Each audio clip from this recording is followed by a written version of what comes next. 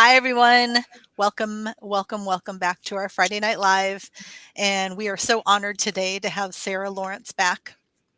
You were my head start into this whole ascension journey, and you helped me so much in the beginning. And we are very lucky to have you with us in March. And so Sarah, agreed to come back and hang out with us today.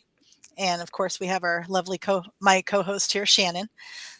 And we are so excited to talk about the multitudes of things that Sarah is really good at.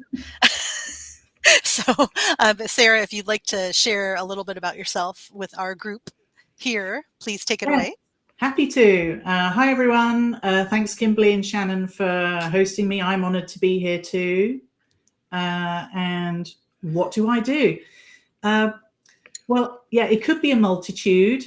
I'm a human design manifester with the channel of what they call either transitoriness or experience, whichever of those terms you prefer. So I do have a tendency to try out a lot of different things. But over the last few years, I put it into a framework where I work with people's Akashic records, their galactic record of their soul group of origination, or starseed group, if you like to use that term. And I also I make connections between that and human design and something very new that's kind of been born from human design and the gene keys called the Success Codex. So that's what I do, and welcome everyone in, and we can get started. All right. So, Kimberly, we were going to talk about a particular area to do with what happens when information comes through for people, right? Yes. So I was having a discussion with a friend the other day, and we were both saying how we had a cool reading through our guest last week. Her name's Ellen Malloy, and how she shared who's on our spirit team. Mm-hmm. Fascinating. But then we both were like, okay, so what do we do with this information now? Amazing. And obviously things are going to come to us over time, and we're going to have epiphanies and dreams and all this other stuff. But when you receive, when someone meets with you, like I did, and they had this incredible experience where you share things that make a lot of sense, but and it's great in the discussion when we're talking in our session, but then afterwards, what do people do with it? So if you want to share. Yes. So think of it like this. Everyone's in this position. We're all trying to connect up the dots, right? We all get these downloads, maybe for ourselves. We go to a reader, we read an amazing book, maybe we go to a spiritual event. But then it's like, what do we do with all of that once it's, we've got information? So the fact is, with information, it's great and everything. But if we get a download from fifth dimensional awareness, which one of the places is from our soul star chakra, which is 24 inches or 2 feet above the head. Once we get that download, it goes down into our fourth dimensional awareness, which is Edgar Casey, who's a great Akashic reader, used to call it the realm of ideas. But in everyday terms, you can think of it as a place where you go to imagine things, where you go when you start to fall asleep and dream. There are also 7 positive and 7 negative astrals created by the human collective that we can float into. When we go into that realm, we go there when we meditate. And so sometimes what happens for a lot of spiritual travelers is that when they start to do all these downloads, it's a lot and it kind of gets overwhelming, but we love it. We love the feeling it gives us. So we do more. And then it's almost like it gets energetically backed up in 4D, because unless we find a way to turn that information into an application of some sort, and not necessarily the thing on your phone, but doing something with it, taking a step, making a change, maybe changing a habit even, then we're not going to be able to move forward with it. And we get more downloads, and there they all are floating in 4D. So that's everybody has that. Me too. I get all excited about a new thing, with my 35, 36, I go off and do it. And then I'm like, that was a lot. Mm-hmm. What do I do with it now? So really the first thing to do is find a framework that helps you and that suits you. Okay. So that's for me where ultimately the Akashic Records and people's divine soul blueprints Mm-hmm. became helpful, because it literally gives you as an individual a frame of reference upon which to hang your discoveries, and then pick off or select the ones that you want to start applying in 3D. Now I remember that when I started, I listened to an incredible interview of you, and on Kevin Moore's show, Mm-hmm. and I immediately went to your website, and you had it set up very nicely where you kind of guide people where's a good place to start. Like if you're at the beginning, start here, and Right. then once we had our session, and I said I wanted to book more, you guided me back because there were like suggestions on, okay, so now that you comprehend this, you want to go to this, you want to go to this. Right. So not you have such a great system, but it's not like that, with everybody else, and it's fine. But It's because I'm a nerd. I know. No, it really, because I booked 3 sessions probably in a year and a half time. Mm-hmm. Like I let it all integrate and then I went to the next Right. thing, right? But Right. Shannon just started with you. So Shannon, do you want to share your experience? Absolutely. I did the Success Codex. Like, I had baby knowledge of my human design. I'm a projector. I'm a 1-3 projector. And talk about integrating into life. It's really funny because at work, and I shared this with Sarah, my niche is always like taking complex things and figuring out how to make it simple and easier. Mm-hmm. But I can't just go and say, hey, your process needs to be better. And like, here's what you should do. And it doesn't matter. Like, I'm the CEO, that's my title. But still, it doesn't work. The person has to want me to do it. I have to be invited. Right. And so that is frustrating in many ways. But learning how to utilize that makes it much better. Because we would always say, like, I would explain this to someone, and it's just like it just went completely past them. Like, they don't even hear it. Mm-hmm. And so I've been better about that. And then Sarah gave me some tips and basically thought shifting around how to get an invitation instead of just like waiting in limbo for that invitation to come. But then the Success Codex goes a lot deeper than that. Mm-hmm. And like our last session, one thing was so cool was I was like, I'm getting a lot more like channeling stuff. And I had been using, when we were in Sedona, Natalie and Barb, their chakra oil system.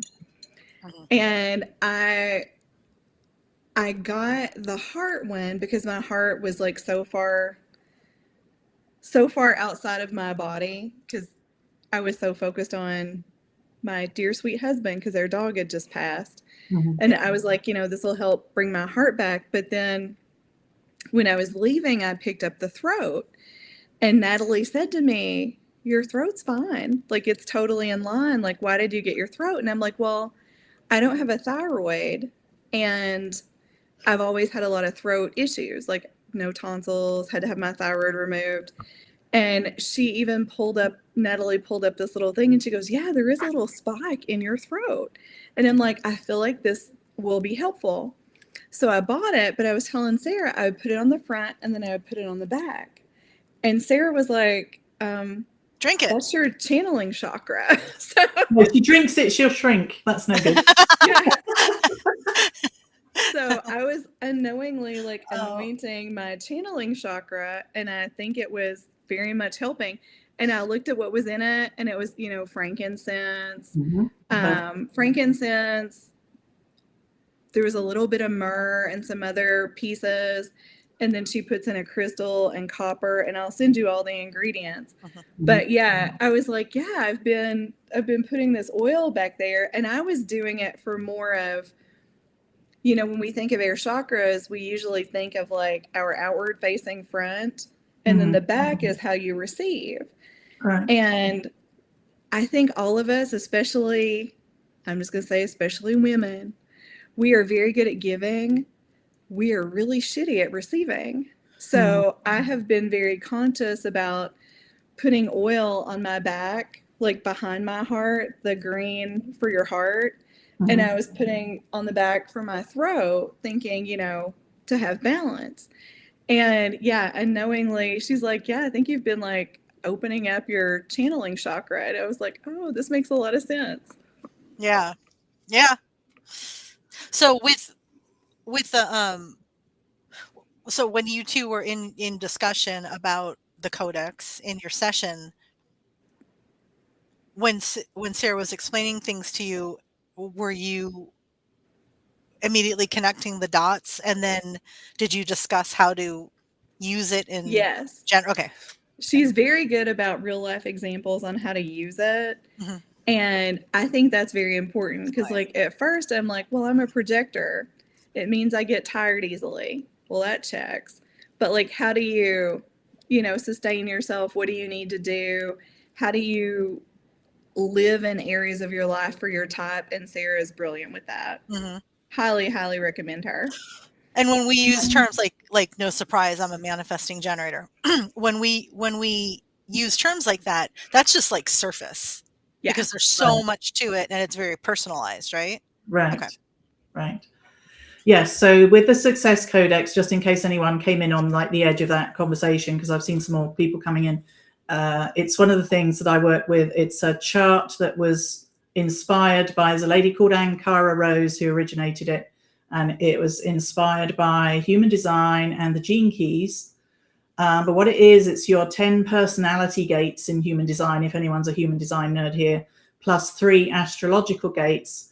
But using sacred geometry, there's a spin put on it where you look at 4 different pathways. So the first pathway we worked on for Shannon was transformation. So you can use that. Oh, I'm getting loads of energy as I'm talking about this. It's coming up down the back of my neck as we're talking. So anyone can get a Success Codex chart. You can go to my site and ask me for one, and I can generate it as long as you have your birth data and your time of birth within a 3-hour window, like between 9 and 12, 12 and 3, that kind of window. Then you can get an accurate Success Codex chart. But it's so helpful because it really breaks things down into bite-sized chunks, because human design is lovely and all, but we're very complex energetic beings. And so the chart is complex too, and there's loads in it. And the chart isn't us either. It's just a representation of our energy. So understanding how to get a little piece of that and start resonating with it, so you kind of open a portal to your own awareness, is what the Success Codex helps with, because it has sacred geometry in its makeup. So it's really super helpful for people. And as somebody, even me, who's studied human design for a few years, when I got to work with my own codex, I got some things that I hadn't previously got from human design, because I was like really magnified, looking in at my energy from a much more detailed and very practical chart. So I highly recommend you grab the Success Codex from somewhere. If not my site, there are other people out there. You can go to Ankara's site, but go and have a look. And like I do, you can print it out and keep it handy. Well, and having somebody brainstorming, so having somebody to discuss this with and unlock it and comprehend it like you would be really beneficial. So if you're really serious about, if anyone in here is really serious about learning more, gaining self-awareness, and probably making a lot of connections as to why you do certain things or why it's harder for you to break certain cycles and whatever, like I couldn't recommend a session with you more. Like, it's very, not only is it interesting because it's about you, how could it not be interesting, but but it's the way that you describe things, explain things, your comprehension. You're also mixing in your intuition and spirituality and things too. So it's a very complex and illuminating conversation. Yeah, very cool. Cool. Yeah. So that's the codex, but so that's one way that we can interpret, because that's the subject, isn't it? We're talking about currently is what the information that comes through. So you get this download, or you get this piece of information. And so what I did here, go ahead. Right before this, I had suggested to Sarah, let's talk about what to do when you get this information, right? And Right. I gave you a few ideas of like to explain what I was suggesting, and so you took a great route and created some prompts and some visual cues and things, and Yay! so I got to do some yeah, colouring, which is always a good thing for me. yes, In yes, the Success Codex, my primary genius, which is the one in the middle, is impact the artist. So anytime I can like do some colouring, I'm not saying I'm Picasso or anything, yeah. but is always fun. Well, So it gets you in the flow state. Real yeah, quick before you start, because I know you have so much to share with us, and I'm super excited about this. I did want to acknowledge everyone that joined us because all of our friends dropped in. yay! So yes, so thank you, the Murdoch. We are glad to have you here. Hi, Emily. Hello, John's here. Hello, Lisa. Let's see. Wait a minute. Where's the beginning of this? I know our beautiful Egyptian friend Ra is in here. Autumn Ra. Sean, Nikki, and Nita. Hey, Nita. Hi, Kara. Okay, so hi, everybody. We're so excited that you're here. This is a really good, we have an excellent guest. Sarah's back, and Sarah, you can just take it away because I know you are so prepared, and we are here to learn. We're here to learn. Heavy So though, thank too you. heavy. I want to make it fun too, because Yes. we're here. It's Friday, isn't it? We're here to have fun. So I don't know if you probably noticed I'm a Brit. I may have just been watching too many episodes of 8 out of 10 Cats Does Countdown on YouTube. If nobody's watched that yet, they should probably go and watch it because that's definitely kind of my sense of humor. But I ended up, somebody's done some hearts there. I ended up feeling a bit like the countdown lady and making some visual aids. So what I wanted to do here was just like frame everything we're going to talk about it from a particular word. So here we go. You can see where the ink started staining, but I had so much fun drawing it. So we got, give me an M, give me an A, give me an... Oh, we had to switch the camera around for that one. That was pretty funny. We had to figure that out. Yes, but it looks beautiful now. And a T, which has got a bit blobby, but never mind. And the E, notice the E, it's over there, has many, many colours because it's very important. So the E is going to be very important when we get back to it. And then the R. So anybody tell me what that spells? Hopefully you've all been watching and not snoozing. Yes. Yay. And then... All right. Mastery is practice. Very good. Okay, so that's how we're going to frame today. And it's something one of my lovely energy teachers, a wonderful lady called Peggy Phoenix Dubrow, who is now still living and working in Sedona, Arizona. But she used to tell us that all the time when we started doing energy work, which kind of got me on this path. You know, what's the secret to mastery? It's practice. And so with any of this information, when we come, you know, when we get a download, and we want to put it into a framework that's going to work for us. The M for mastery, the way I like to think of it is make a habit of it. So M for mastery, but also M for making a habit. So whatever that habit is. So we were just talking about human design and or the Success Codex. So it would be like, okay, so you print out your chart. I'm a really kinesthetic person, so I have to like physically print a certain amount of what I do for work. And when I channel, I write with a purple pen on paper. I can't just sit there and type. It just, you know, it's not the same energetic connection for me. So, you know, maybe you make a habit of looking at your human design chart once a week and picking a gate and going, how does that make sense to me? Or if you've got your Success Codex, the same thing. Pick the primary genius and go away and just like, I don't know, write the name of it and put it on a yellow sticky on your bathroom mirror or something. Doesn't have to be huge, but this is, when you're talking about bringing through information, this is actually what Edgar Cayce used to say. He was a great master in the Akashic Records world. If anyone's not heard of him, go look him up. He did nearly 14,000 readings, which were faithfully transcribed by his secretary. I started life as a BBC secretary, so I'm a huge fan of secretaries. And so one of the things he always used to teach, you know, is when we get into looking at intuition, but definitely for mastery, is that we must always try and bring through any downloads that we get from the higher self, which is our intuition, the connection from us up to the soul star chakra, the 8th chakra above the head. We must try and manifest it some way in 3D. Otherwise, it stays in 4D, just like I was saying earlier. So how do we do that? Well, a really simple way he used to suggest was doing something called a dream seal, which you just draw a circle. And then if you're having a lot of persistent dreams, this is just one example, of how you could go about it, is you do little drawings or writings about the dreams inside the circle, so they're all in one place. And you keep it around.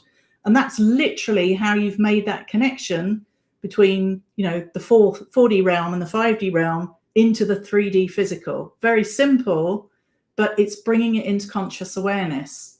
And so that's how you can start interpreting the information more easily. Instead of going, oh, I've got all these ideas in my head, it's all floating out there, and I had this download the other day. You go, put it in a dream seal.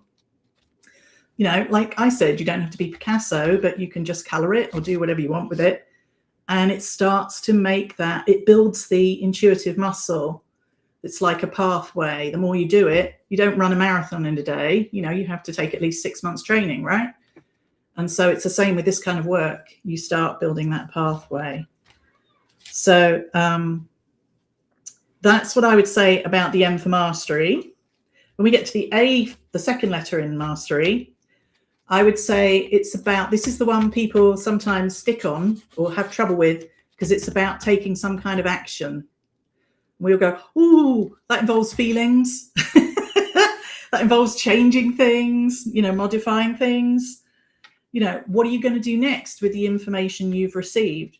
Well, it doesn't always have to be immediate action. You can put it through the rest of the mastery process and then bring it back around if you want. But you could take symbolic action, which a dream seal is one example. You could maybe write an affirmation about it. And I have loads of yellow stickies on my bathroom mirror. I change them every month, but you could write something down and keep it, in your eye line on a daily basis when you're brushing your teeth or whatever. You could create a ritual around it, which is another way of bringing that information through. That was a really great reading, but what am I going to do with such and such that totally resonated with me? Oh, I know. I could maybe write something I want to release and burn it. That's a simple example. But if you're stuck there and you're going, oh, I've got all this stuff, which is where a lot of people get stuck, and I certainly did too. I knew all this stuff. I'd experienced some stuff. I felt energies, went to classes and things like that. Then what we have to understand about human existence is that we've all been programmed in 3D to be limited, to have a limitation of some kind. And in some way also, how can I put it, have been slightly disconnected, or maybe more than slightly disconnected from our authentic selves. So that's one of the things we often trip over when we're trying to do that action step. And so that can really stop a lot of people in their tracks. So I can see Shannon's doing some meditation there, but I don't know if I didn't mean to disturb you, but in Kimberly's case, is there any time where you felt, oh, I got this really great thing, and then I just, it kind of went. Well, I was just going to mention, like, that's imposter syndrome. When good example, yeah, like when you receive a download, or your abilities expand, or you're getting all these intuitive hits and they're coming true. You're having a bunch of crazy synchronicities and, maybe some deja vu, however you perceive that. Right. When it's like, there's a quote by Anais Nin. I'm not going to say it correctly, but it's something like, when to remain in the bud became, I'm not going to say it right. Basically, you're spilling over with all of this new knowledge and new abilities, but you're afraid to actually step into it because typically you're afraid of being perceived that way. And because your fear of being perceived on the outside is a limitation, it prohibits you from actually stepping into your power and seeing yourself as authentically ready for this next step in your life, right? And Right. and so it limits you from wanting to go into action. Um, I, yeah, I mean, I'm sure I've had 1,000 situations come up in the last 5 years since I've expanded my abilities.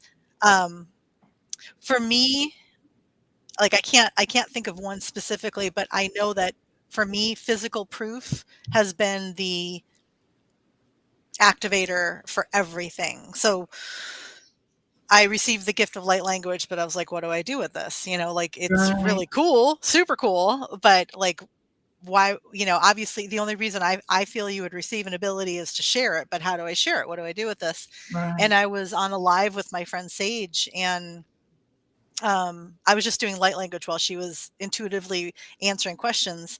Mm. And after the first one, she said to me, Kimberly, did you get anything? And I did. I had a bunch of visuals, but I didn't know that she was going to call on me. And so I just shared it. I said, yeah, I saw this really beautiful scene where there's a hot air balloon floating over the water. It's at night. And Right.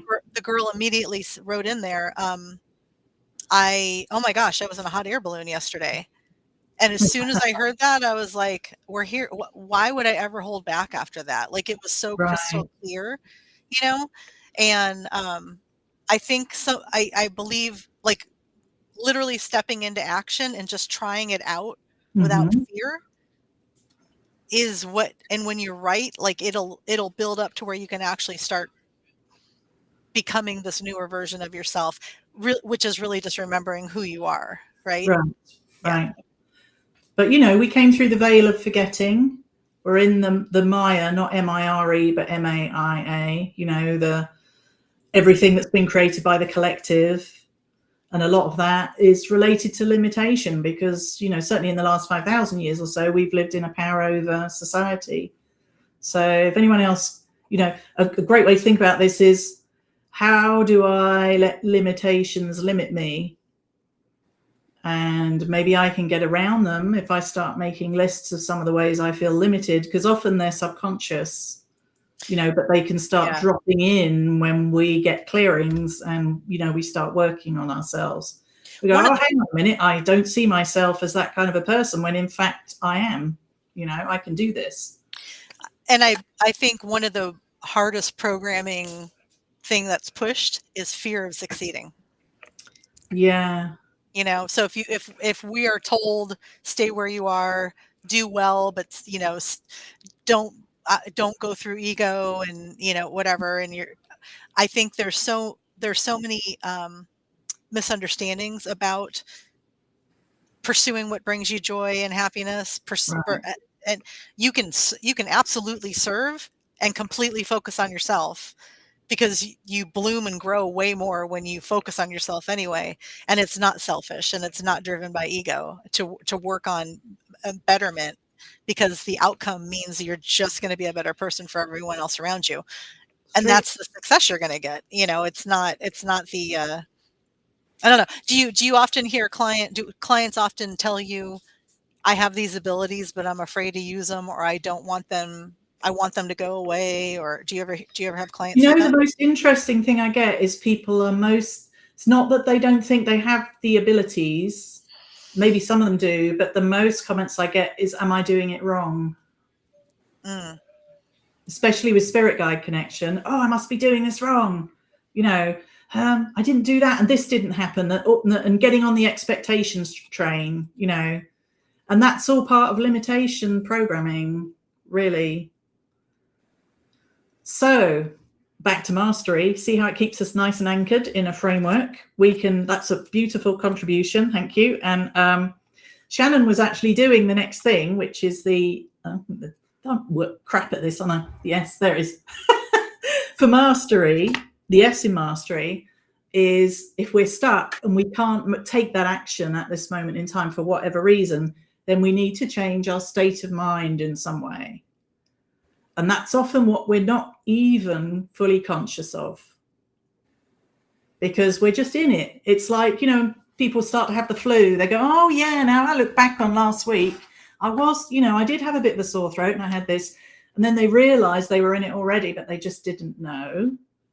So it's the same with changing your state of mind. It's like, well, we need to find a way to click out of it. The Italians have a great way, is they all, thanks, Em, they all use the horn in their culture, like to wake people up, and nobody's offended by it. Like over here, if somebody beeps you, you're like, oh, they beat the horn at me when I was driving. But they're like, scusi, beep, and the person goes, thank you, and drives off, does a little hand wave or whatever, because you just zoned out for a minute.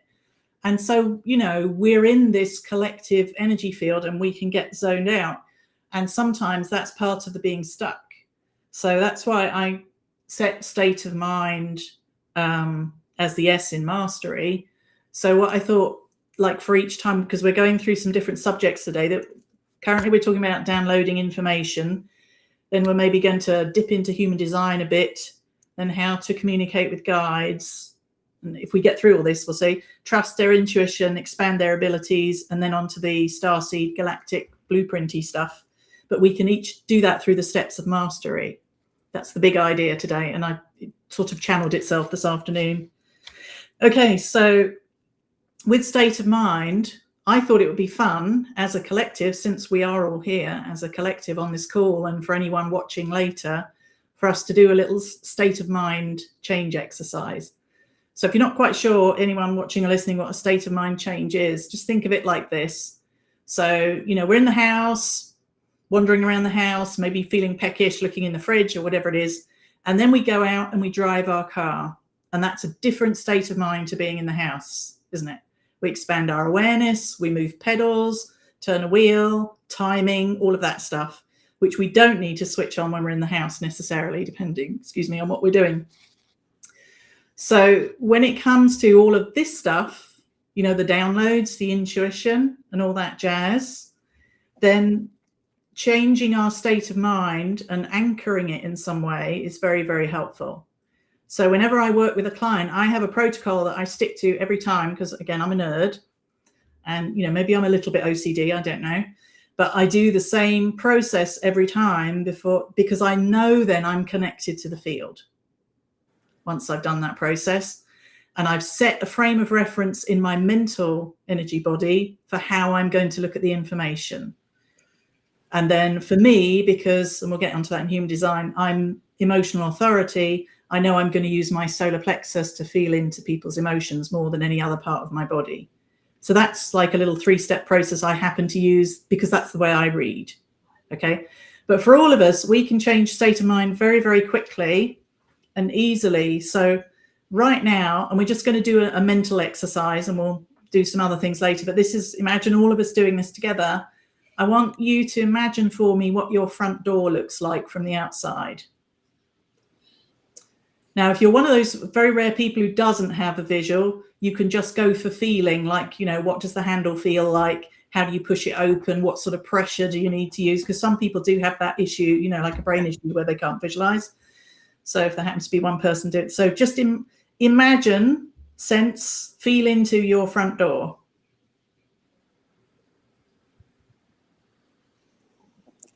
Locked in. Okay. So Shannon, what's your front door like? It's wooden. It's like rounded. It's 2 doors, and they have glass like halfway down, and it has one of like little curly Q door handles in black. And I have Saint Benedict's medals on one side for protection. And I have a fun doormat that desperately needs cleaned and changed. Perfect. Yeah, I have 2 doormats outside of my door that I hope make people think of the Beatles when they deliver something, because the one on the lower step says hello, and then the one on the upper step says hello as well. So I hope that's the reference. So yeah, so we can all imagine that, right? That's a simple state of mind change. Doesn't involve hours sitting like a pretzel in meditation. It just involves a little shift. And so, when we're trying to make action, it's always that action step, the A of mastery. And when we go for state of mind change, we can go, hang on a minute, am I noodling away? Have I zoned out? Am I thinking about my limitations? you know, because that's the default setting, frankly, for most of us. That's what we're taught anyway. And, you know, oh, I just shifted out of it into another state of mind. Another simple way to do it is go and watch something funny, you know, or cute, like the doggy there. Yeah. Completely creates a state shift. It's really that simple as part of mastery. Okie dokie. So we've gone to the M, the A, and the S. Now let's go to the T, which came through as timeline review. Ooh, which I really liked because, you know, we all talk about timelines being past, present, and future. But it can just be a moment that you take with information that you've received, but maybe you can choose to relate to something in your past. Because if you've had a good reading, or, you know, you've read something, or you've got this information, and then you can just make a little resonant thread with something from your past as to why you liked it, what was useful about it, why you resonated with it, that's going to super help. And then you can be back in the present going, have I still shifted my state of mind? This is good. I might be getting somewhere now. And then you can do, I decided to call it the either F man, F woman, or F person with big F on their shirt, for future person. So you can imagine, you know, if you decided to change something based on this information that you're working with, and we'll use a specific example in human design so you can apply it, then, you know, what might shift for me? And then we go on to the E for mastery, which is how you empower yourself. So, and I would suggest the first thing you do is go straight for divine love. Because usually the things that are holding us back, the limitations or the internal dialogue or the idea, like Kimberly was saying, who am I to say that, you know, imposter syndrome or whatever it might be, usually come from a lack of self-love. Yeah. You know, it's interesting, not surprising that you mentioned affirmations earlier, but it just reminded me in a big way of 20 years ago, probably. I was reading a Sylvia Brown book, and she had some really good affirmations that I liked so much that I wrote them down on sticky notes and then put them into my phone. And I had like this notes app, and I would just go like this, not looking, and then let it land on one. And that's the affirmation that I would say. And I did this multiple times a day. I knew them, you know, but it was just this like reiteration, like you were saying in the beginning, you know, to bring it in. But what I would also do, and I forgot about this, I had a picture that I had taken when I had gone to a party. Somebody took this picture, and when I look at it, I could see that I was genuinely happy. Like, not even just like, I could actually look at it objectively and say, this was a moment when I was truly happy. And so I would always visualize that image when I would say these affirmations, and it would help me manifest and get to that place, because I was in the middle of shifting and getting to a better place, you know? Yeah. So that's cool. Thank you for this this exercise helped me remember a really good way that I planted the seeds to get here. Did anyone notice where Kimberly's eyes went when she did that, when she was talking about that experience and that memory? Because that is another sign of a state change. When somebody looks in a particular direction and recalls something, it means that they've shifted their internal chemistry, which, you know, we can get stuck in a chemical kind of knee-jerk place in the modern world with all the distractions that there are out there, you know, that are there to guide us away from our own internal world, as it were. So that, yes, that's a great example that you brought up for state of mind change too, is looking at photographs or just imagining a time when it was really cool, you know, and you really truly felt helpful. So, you know, self-love might sound a bit corny, but it could be as simple as just like doing something nice for yourself, the good old bubble bath, you know, or going for a walk, or just looking at a favorite thing, or, you know, working with a crystal or something. But that's the evening mastery. You know, anything you can do to empower yourself is going to help you feel differently about what you're trying to bring through from the higher realms. And very often it's things that we feel selfish or, well, like if I'm choosing to take a salt bath when I should be folding laundry, then I'm not being productive. And Right. that's when you have that conversation with yourself. And though the salt bath is actually way more important because it's going to balance your cortisol levels. It's going to bring magnesium, potassium into your body. Yeah. You can fold the laundry anytime, like fold it while you're watching the show that you can't wait to watch. But yeah, Right. no, we, Yeah. especially as women, like you mentioned before, Shannon, we absolutely have learned that we have to give ourselves permission Mm. to do things which is as simple as self-love. Right. Right. Dawn always says it's like on the airplane when they say, you know, the oxygen mask drops down and you have to put your own on before you help somebody else. It's really like that just in life and everything. Like you have to put your own oxygen mask on or you don't have any air to help other people. Right. And I have a girlfriend, a very dear girlfriend, who is coming back to herself right now. And she feels guilty for focusing on her needs and not just like her child's needs or, her 3D work job needs. And I'm like, this is your time. Like you're remembering who you are and what you enjoy and what you like. Like you have to focus on these things. And it's okay because she's in a place where she's like starting to date again. She's widowed. And, she feels really selfish. And so I'm like, don't feel selfish. Like you get to enjoy your life. It's your life. We're here to feel all the things, not just the shit ones, also the good ones. Suffering you can go through suffering, but you don't have to constantly remind yourself and tell yourself that you're supposed to feel bad and guilt and everything else. That's another messed up programming that we've received. Well, it's the same thing with grief. Good old You have to limitations, work through grief. Yeah. Perfect. So then the R in mastery, well, I just decided to pick something really simple there, which has actually already been touched on by you guys, is just read something, but something inspiring or grounding. We could cut off the W and call it write something as well. But, I literally have to talk myself out of doom scrolling. There is so much there to, on our phones. You go, I'll just have a look at this. And I'm getting sucked in. And these days I set a timer if I have to look at something on social media because I'm just, that's it. I'm like an information processor. I really love looking up information. I'm the eternal student because at the soul level, I'm divine communication. So I'm always wanting to read or write.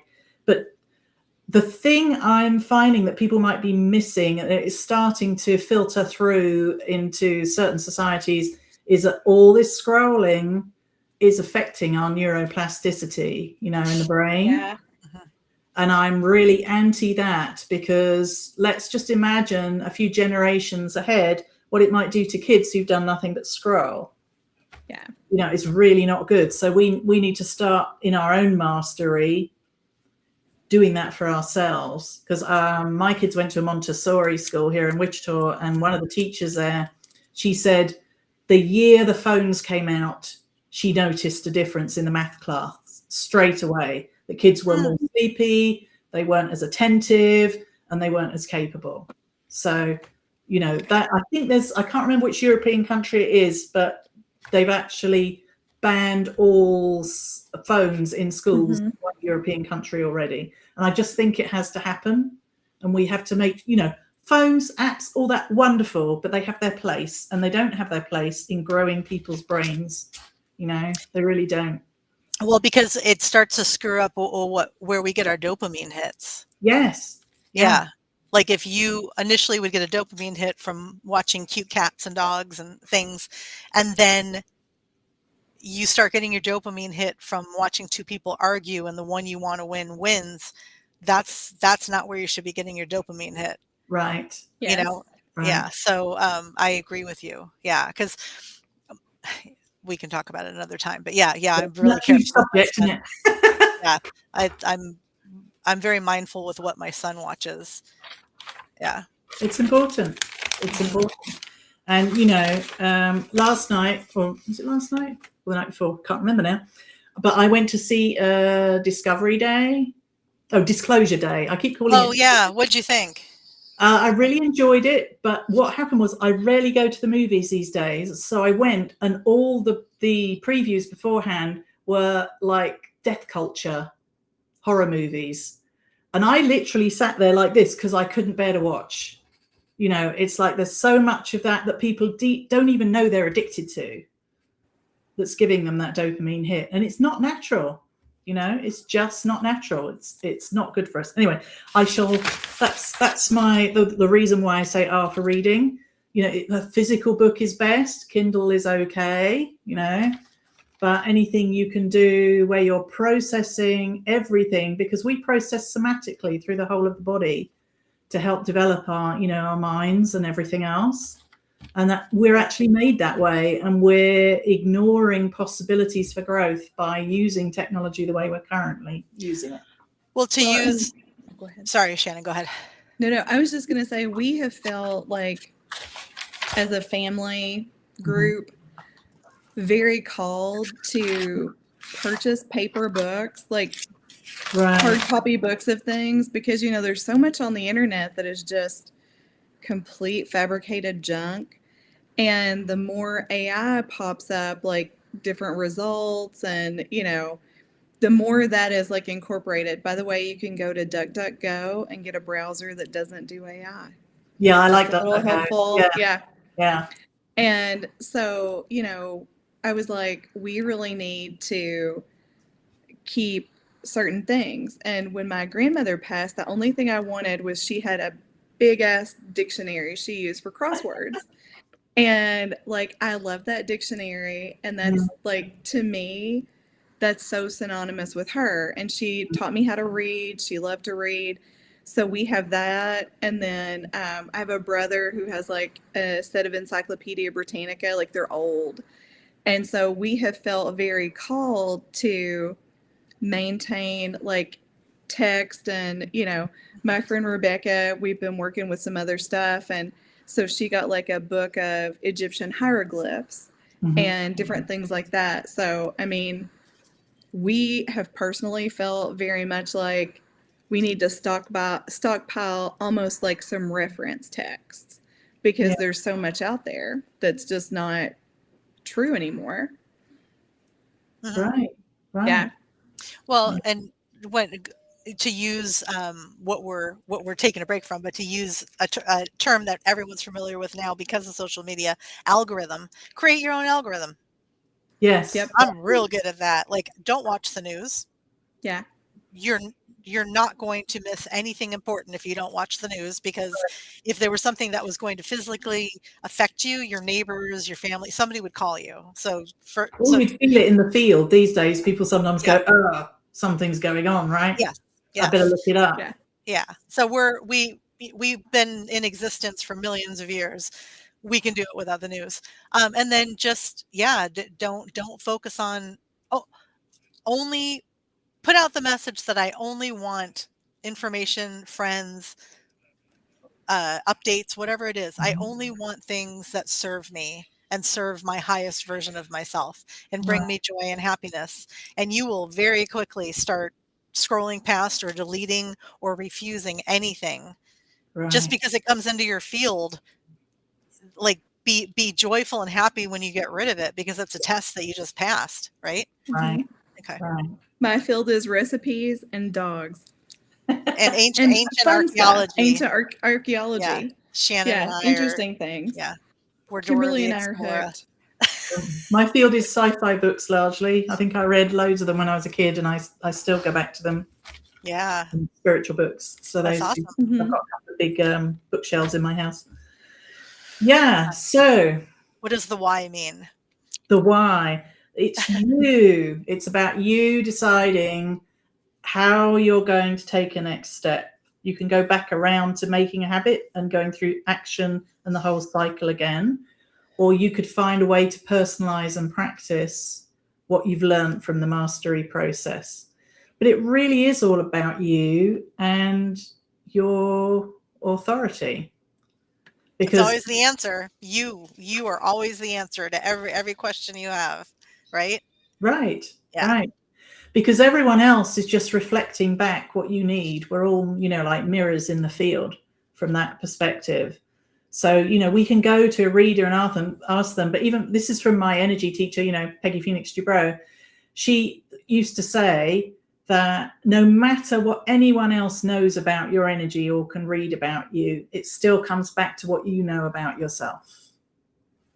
Always, always. So the more you practice that, the better you'll understand yourself. It's like, I think it was the temple in Delphi, they had a thing that said, know thyself, right? There's an exhortation. So, we can get information from everywhere, but really, how does it relate to us? And, if we're unsure of ourselves, that's where something, because we're going to look at the next question was how to utilize understanding of people's own human design, right? That's one of the things you sent me. Yes, speak on that. Yeah. So we'll run through mastery on that. Okay. If you like. And if this gets beaten to death and we get fed up with it, we can talk about something else. Oh no, I think everyone, we can talk about this forever. Yeah. And friends in the chat, if you have any questions, put them in there. I can pin them and we can go over them later. So freely drop them in because we have access to a big, beautiful brain right now. So drop your questions. Oh, thanks. Hopefully it's attached to my big, beautiful intuition and soul as well. Yeah. My brain get, on a Friday, my brain's like, is it time for dinner yet? Yeah. So, so we kind of covered about bringing information through. So utilizing understanding of our own human design. I know last call we talked about human design a bit. But with mastery, that's interesting. With mastery, when you want to bring through something from human design, I think what can get people stuck there is that they look at the chart and they don't make a habit of the chart because it's easy to get overwhelmed. And dare I say, because it's a chart, people have got overly focused on the chart, as sometimes there are a lot of really great readers out there, really experienced, but the ones I felt that make a difference and that I've modeled myself alongside is the ones that actually connect the chart to the energy in the body or an example of behavior. They call it keynoting in human design. So, you explain a gate or you explain a channel and the person goes, hey, yeah, that is me. That's really where the key to unlocking mastery in human design is, where you can over time, and it's not immediate. That's why people talk about the 7-year download. It can take less time than that sometimes, but you'll find something in the chart that really works for you or you really, really resonate with. And so then you make a habit of it. I have a question. Yeah. Because you just said 7-year download. I haven't heard that before, but I immediately thought of how every cell in your body changes every 7 years. Would you say that it would, if once you get your human design chart, which is kind of just like coordinates to guide you, right? But Yes. do we change over time? Or these are like the fundamentals and then... So I'm kind of giggling inside at this question because I love the way you put that together with the 7-year, that people call it the 7-year itch, the 7-year cycle. I think is it the liver that regenerates every 7 years? It's the one node organ that regenerates every 7 years. So that's a really interesting question. Like every 7 years, you might, like your astrology doesn't change, but you do progress. Your physicality could change. Your frame of reference for how you want to live in the world could change. So your perception and self-awareness would definitely change, and to learn about yourself every few years. Maybe it's almost like going back and reading your journals or something and realizing how far you've come. Yes. It would be, I would say it would be very interesting to have somebody like you help explain your chart again every few years because you're going to perceive it in such a different way through growth and Yeah, we haven't even touched self-awareness. on transits, so that's Okay. another story. But planetary transits and things. But as far as your own chart goes, I'm in year 6 of knowing mine. So when I first got my chart, I was hell of a excited about being a manifester. Woo, finally, but mainly because there might have been the quite human, I'm only 8% of the population thing, which people get excited about, and fair enough, I did. But it was more because it answered why I always felt so odd and different. And I knew I was freaking odd and different, even more so as a Brit living in Kansas. I'm totally aware I'm not in the gene pool from around here. Go into a room and I'm like, yeah, okay, nobody here I can like directly relate to through voice or facial feature or whatever. Oh, I feel that every time I leave my house. Yeah. So yeah, I can't even imagine. Yeah. Depending on what you just downloaded, Kimberly, right? Mhm. It can change. But yeah, so we can change our chemistry. And so there were things that I really resonated with. And then I did a 6-month mentorship with one of the people who's in the original circle in human design. And he would go, and now we're going to talk about gate 42. And I'll go, gate 42? I've got gate 42? Hang on a minute, and I'll go, oh, I have. Yeah. And then it would come into my awareness. But it was almost like there were certain things in the chart, like the variables. I'm finally deciding I might write about the variables, but they went totally over my head at the beginning. I was all busy about being a manifester and, whatever else I was going to figure out about intuition. And so they call it being on the roof. So, you've got the 6 lines in human design, the 1 to 6 for the different gates. And then it's like you're on the floor with 1, because the Chinese count the opposite direction to us, bottom to top. I think that's right. Correct me if I'm wrong. But, so you imagine the floor is 1, the middle of that floor is a 2, the 3 is the ceiling, and so on. And then you're up on the roof after the end of your 7 years, and then you end up unpeeling another layer of the onion, but with the same chart, but like you say, with different chemistry. So I've really noticed things shifting for me. I can see Shannon nodding there, so she's probably noticed some things too. And so it's like I just couldn't energetically absorb all of the chart in the first few years, and it's making more and more sense to me as time goes by. So that would be like, why a great reason to make it a habit and take action on just looking at bits and bobs every so often, Mm-hmm. And there's just so much in the chart. And that's the thing I really like about the Success Codex, is you can look at like 4 distinct areas of success, and it makes it a little bit more digestible. Yeah. One of the cool things I learned from Sarah is, for me, whenever I'm reading, it comes in through my third eye and out my mouth. Like that's how it, and I work better if I don't try to stop that transit and I just say whatever happens. And so I've really tried to focus on that. And now I'm to the point where it comes in, and Kimberly and I were doing a reading, and I was like, okay, I have to say all these things so I don't lose them. And it works better, but mine is just like straight through the third eye and out the mouth. There's no like stopping point. So, which I was sharing with Sarah, is a little unnerving because you don't want to say something weird or offensive. And so your natural instinct is to stop and think about it, but it doesn't work as well for me if I do that. Right. And so a great protocol there for somebody like Shannon, who, here it comes, everybody, is to set some kind of requirement beforehand with spirit guides or whoever she works with. Say, please just bring through what's appropriate and what's not appropriate, leave there so that I don't even have access to it. Yes. So that kind of, then it leaves you to be free in the moment, doesn't it? To bring through what it does. And it takes away that fear of like, oh my gosh, what am I going to say? Because like, if I stop and think about it, it doesn't flow as well. Right. And this way I don't have to stop. I can just say, okay, help me not bring forward anything that would be offensive or upsetting or, Right. Perfect. So where were we? Oh, I just saw a question there. Shall I answer that question, or do you want me to leave it till the end, Kimberly? I pinned it so that Okay, we'll come back to it. great. Yeah. All right, so yes, no manifestors, manifesting generators, or projectors were harmed in the making of this video. We're all working as a team here. True. And trying not to over-initiate against each other.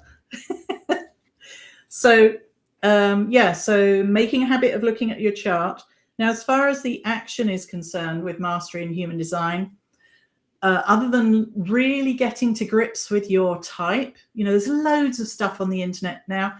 Even the other day I did a search, they've written about human design in Forbes magazine, would you believe? So it's starting to get, more and more mainstream. But I really like for human design, for the A, for action in mastery, to also be about authority.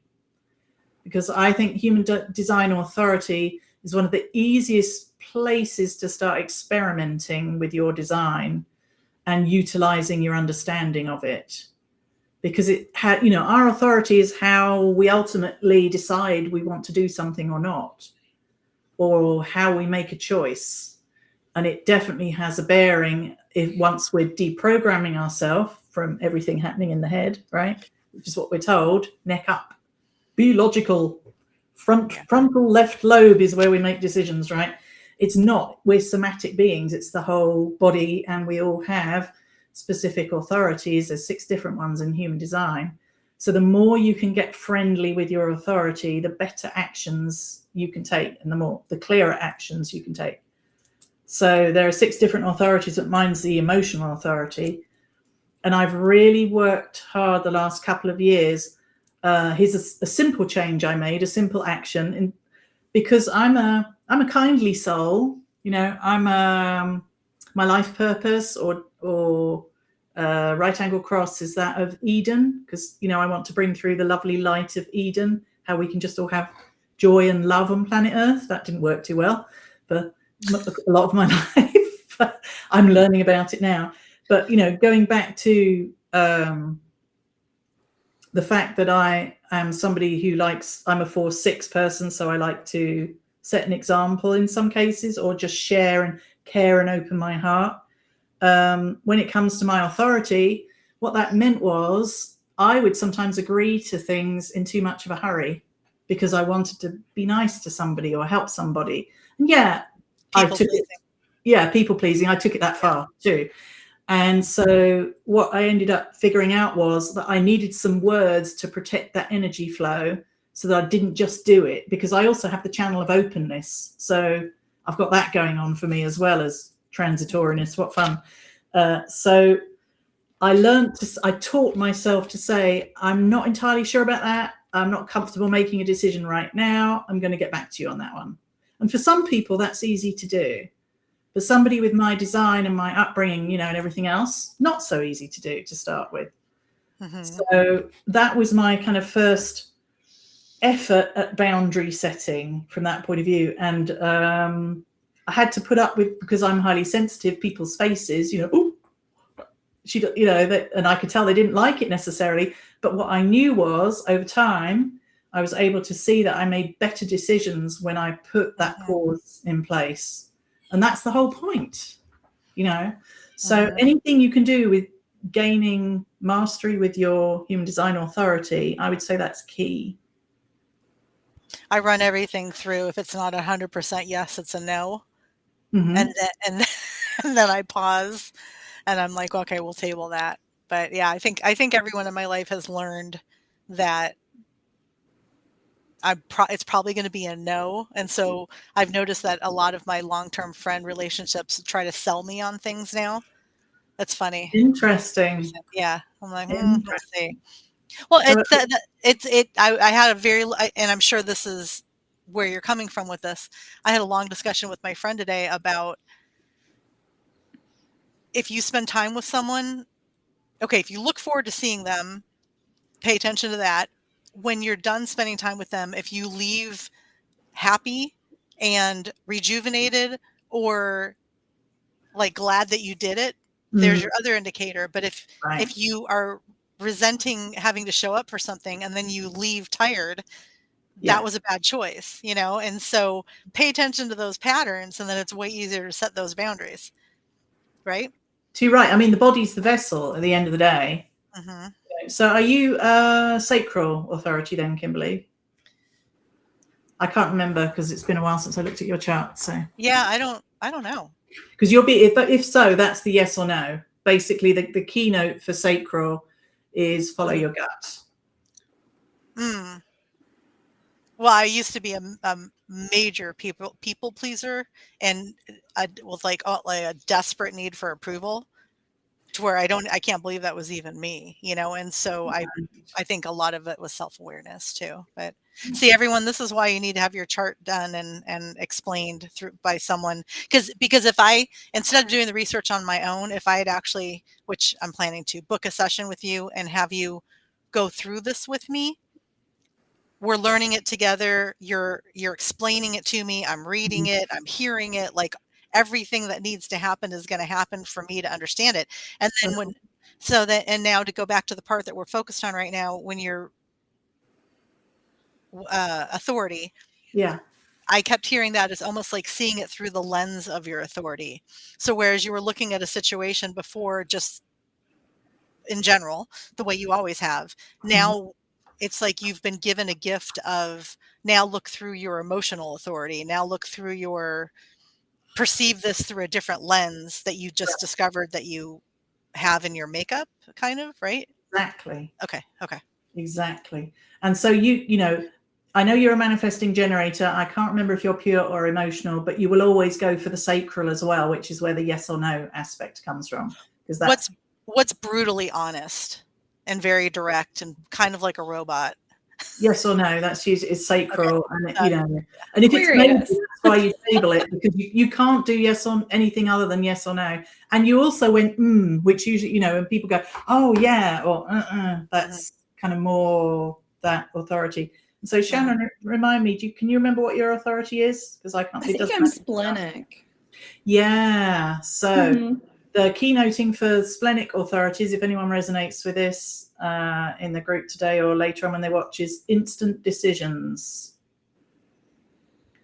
And so splenics can turn on a dime because they use their spleen, which keeps us all safe. They make us feel nice and safe as well, define splenic people. So I'm the opposite. I have the open spleen, so I feel everybody's fears. And, you know, it's quite helpful on the intuitive front. But yeah, so Shannon can turn on a dime, and I bet you can go to a restaurant and know you don't want to eat there the minute you walk in the door, right? Yes. Oh, You're yeah. like, don't like the smell of that. So that's the splenic. So there's three we've done. We've done emotional, sacral, and splenic. And then there's ego authority, which these days they call it heart as well, to try and, you know, because there's some negative connotations with ego and the big narcissistic awareness movement that's going on the planet. But the keynoting for heart authority, if you like, or ego authority, is do what you want. And that doesn't mean like rough shod over everyone else, but it means align with your desires, because there's, you know, that's the right path for you. Well, your ego is designed to, we have an ego to protect us. Right. Right? Okay, yeah. Right. That might be mine. I don't know. That's the clan of Dionysus. That would be his. Yeah, I bet they're all like heart-based people. So an example of somebody with heart authority is Coach Robbins. You know, that coach. Oh, there you go. Chaos. Yeah. Chaos is happening at Shannon's house right now. Somebody's operating through ego over there. Right. So there's only two more. There's self-projected, which is the keynote for that is be true to yourself. But that's a tough one, you know, especially with the limitation and the expectation train. But a lot of people with self-projection, it's literally the self center in the center of the chest, and they'll get an inner knowing that they cannot deny. It's almost like a pressure on the sternum, and they'll just, like a little butterfly, and they'll go, oh, I know this thing, it's coming in. Do we all have all of this? It's just that one of them stands out more? You can. This is a fascinating question. Love that. So think of your default as your own authority. So it's very important to get as physically in touch with that one as you can first, because at the end of the day, you're you and you want to make your own decisions and choices for your own consequences. When you're in a aura merge, or what they call penta, 30 feet or less with other people, you merge with other people's energies. So you may feel or sense other people's authorities, because we all have all the chakras. Yeah. So we can mirror, right? They talk about mirror neurons as well. That's slightly different. But, you know, that's how somebody like a ego authority or heart based person could maybe ride roughshod over someone else. You know, they have this really powerful magnetic personality and they resonate a desire, and then the person next to them goes, oh, I want that too. I'm going to spend, you know, $8,000 on a drum kit because they are. Maybe you just discovered the one leader to every 10 followers. Right. It's entirely possible. And that's why authority is so key.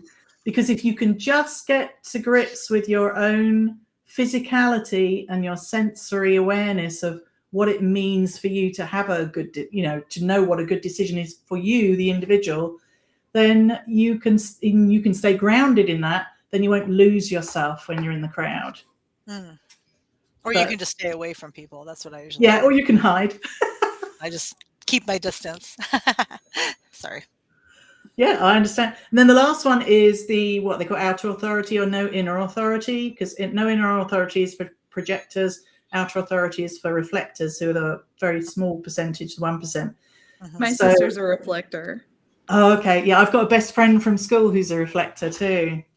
So they usually have a special skill, but they're literally here. The keynote I would like it to call for that is accessing intelligence. So whether it's soul intelligence, mental intelligence, energetic intelligence, they are like the SpongeBob SquarePants of the authorities, because they don't have any defined chakras. They have gates defined. They're just open, reflecting and absorbing everything. Wow. And so they need to take a month ideally to make any kind of decision. That's so her. Super hard. Imagine, like, even emotional authorities like me, we struggle because I go, look, I need at least a night to sleep on it, right? And then the person's going, no, we need to make it work or whatever. You know, we need to make a decision now. And I'm like, but I can't make a good decision that way. So it's very, very difficult, which is why we've all been pushed into the idea of the logic, you know, driving things, when it really, all logic ever does is look at the past. Dawn's emotional authority. Right. And I'm like, immediately yes, immediately no. And he's like, oh. And so, you know, he's like, you slow down, and then I speed him up. So it kind of works out. But he's definitely like the emotional authority, like down to the letter. Right. You might have to go up to his cave, his emotional cave, and have a little think. He does. And he's just a ball of emotions in general. He's a Pisces man with a Leo moon and a Cancer rising. He's just like an emotion, just in a body. Yeah. And so the reflectors, sorry, go ahead, Kimberly. No. I don't, like, I have a question, but I don't know if I should save it because I don't want to interrupt. Oh no, say it now. Oh no, say it. Are there, I should know this because I did some research, but it was a year ago. Are there gates or points or something that denote someone who is very intuitive? Like, can you see if someone has like a lot of psychic ability, just to use one blanket term for it? Yes. So I'm going to like drive around limitation, because then see what we're all doing logically is going, oh, if I don't have that gate, then I'm not intuitive, right? That's the way we see it. Which isn't true. Yeah. It's not true. I know everyone's intuitive. Yeah. Yeah. Because what I've noticed is there are different prevalent patterns. So there are certain gates that are very strong in mediums, certain types of mediums. I also find I do this reading where I connect with people's what are called inner circle spirit guides, which is people have between 4 and 6 of those guides that relate to their Akashic records. You know, and help help guide them through this present life. And so, I just dropped. That's really interesting. It happens every now and then in a reading. The channeling line just dropped. It went off. So I don't think they want me to talk about spirit guides just yet. Okay. But so yeah, the question you asked was, we'll circle back. Yeah, we'll circle back. So the question was like, because I've literally gone blank.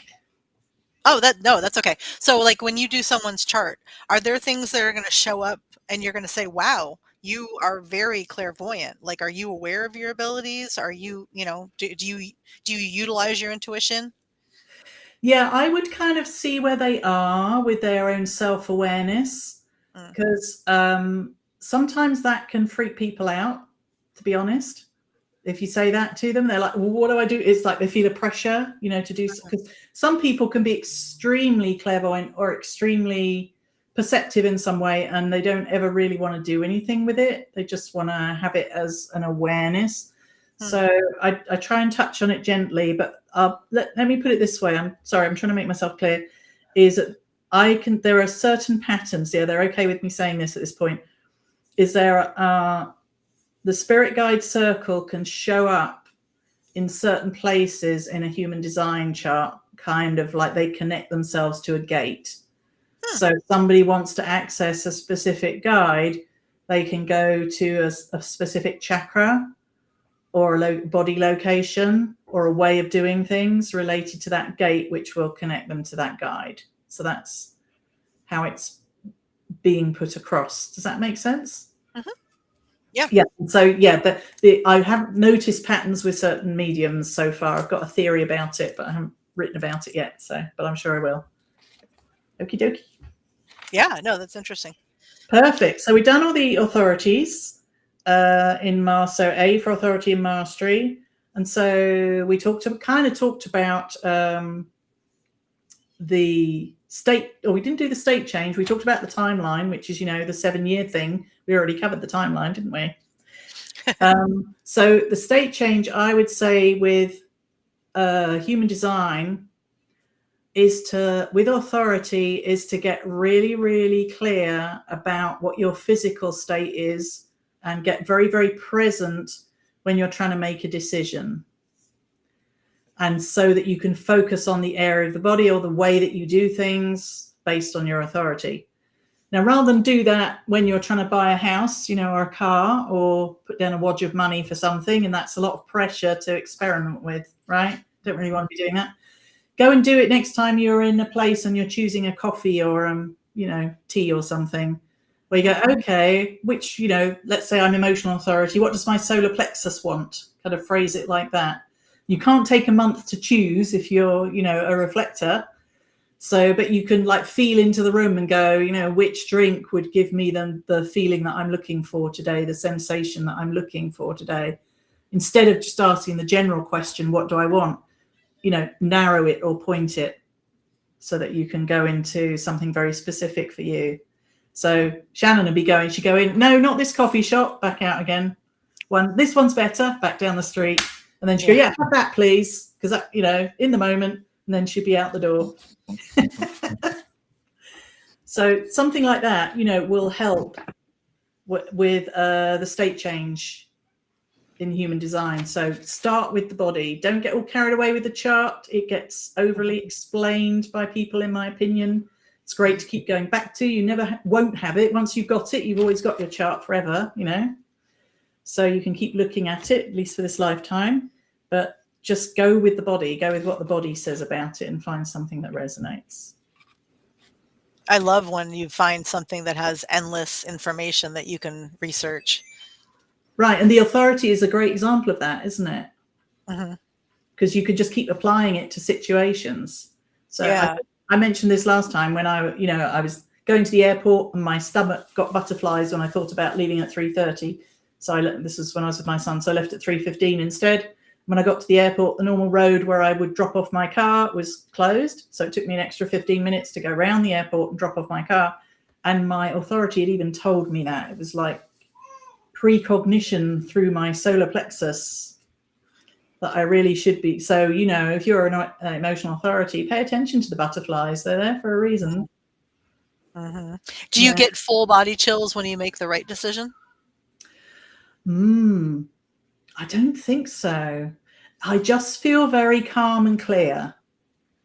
I've had that experience a few times where I was really contemplating something, like on a trip that I was planning to Sedona. And I was trying to decide, I wanted to do one fun thing, right? And because I wanted to make sure that we experienced quite a few different things while we were there. And I was deciding between a helicopter ride and a vortex tour, a Jeep tour. And when I chose the Jeep tour and I clicked it, my entire body, like I got full body chills in such an intense way that I couldn't deny that something just happened. It was like it was really cool. So, but that's happened in a few different times in my life. And so I was just wondering if you're an emotional, like if authority, if that would be something you I experience. think that might happen for every authority, and I think it's more to do with general intuitive awareness. So the term is a bit rude, piloerection, you know, when all the hairs stand up and you get that, that's what they call it. That's a technical term.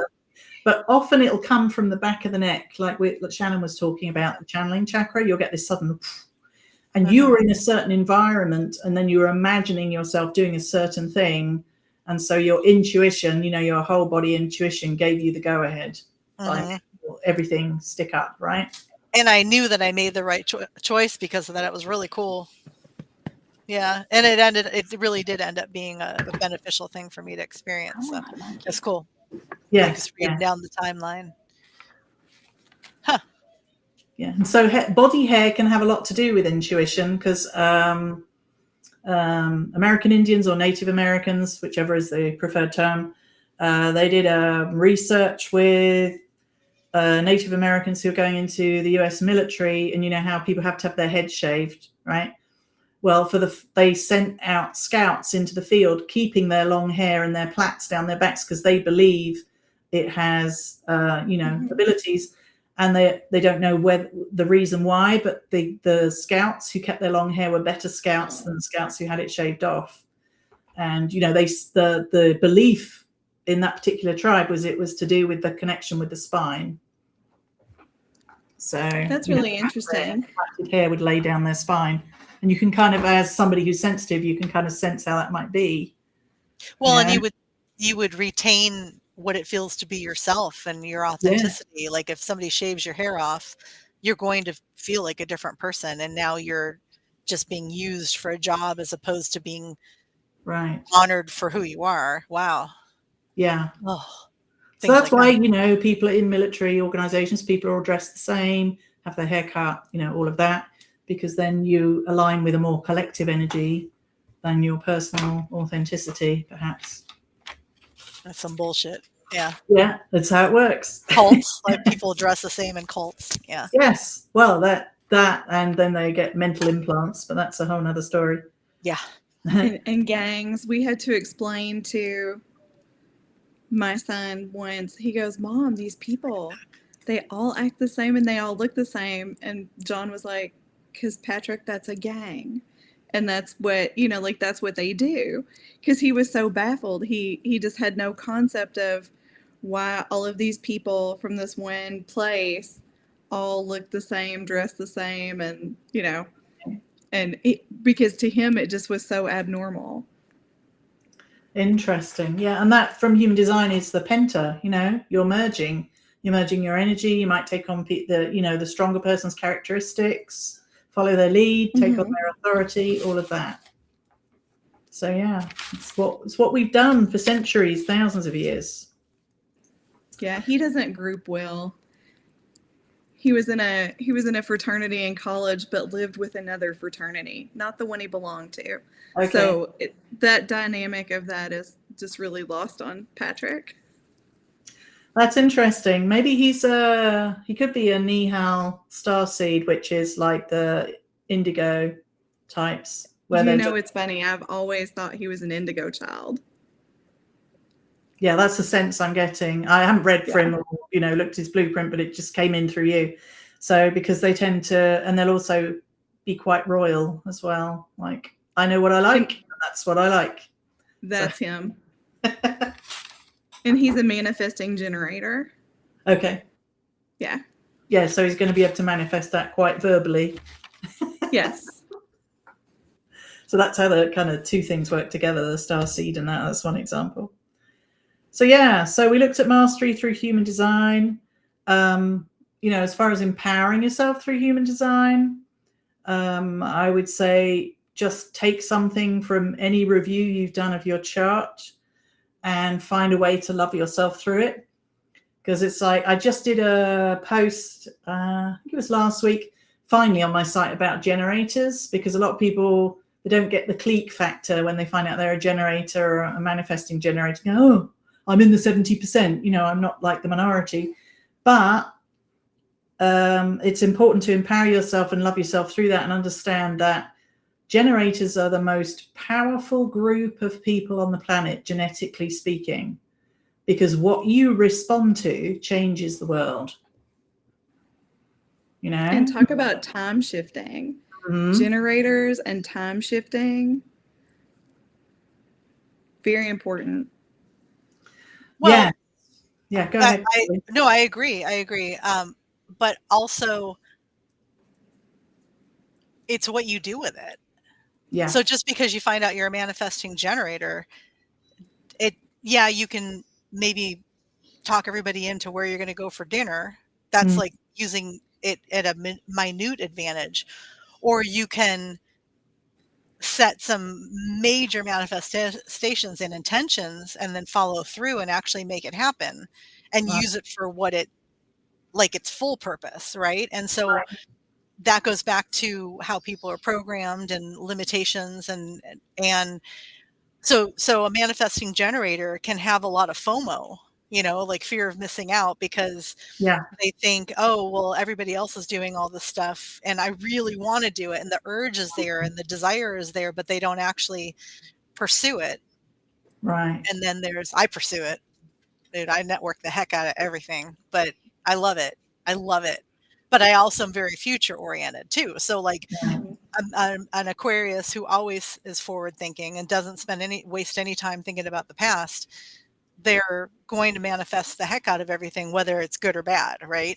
And then, but maybe a Cancer who's a manifesting generator is going to like really sit and make sure that the whole family is going to benefit from this. And, and so they're going to probably be the ones that plan all of the family reunions, and see it through.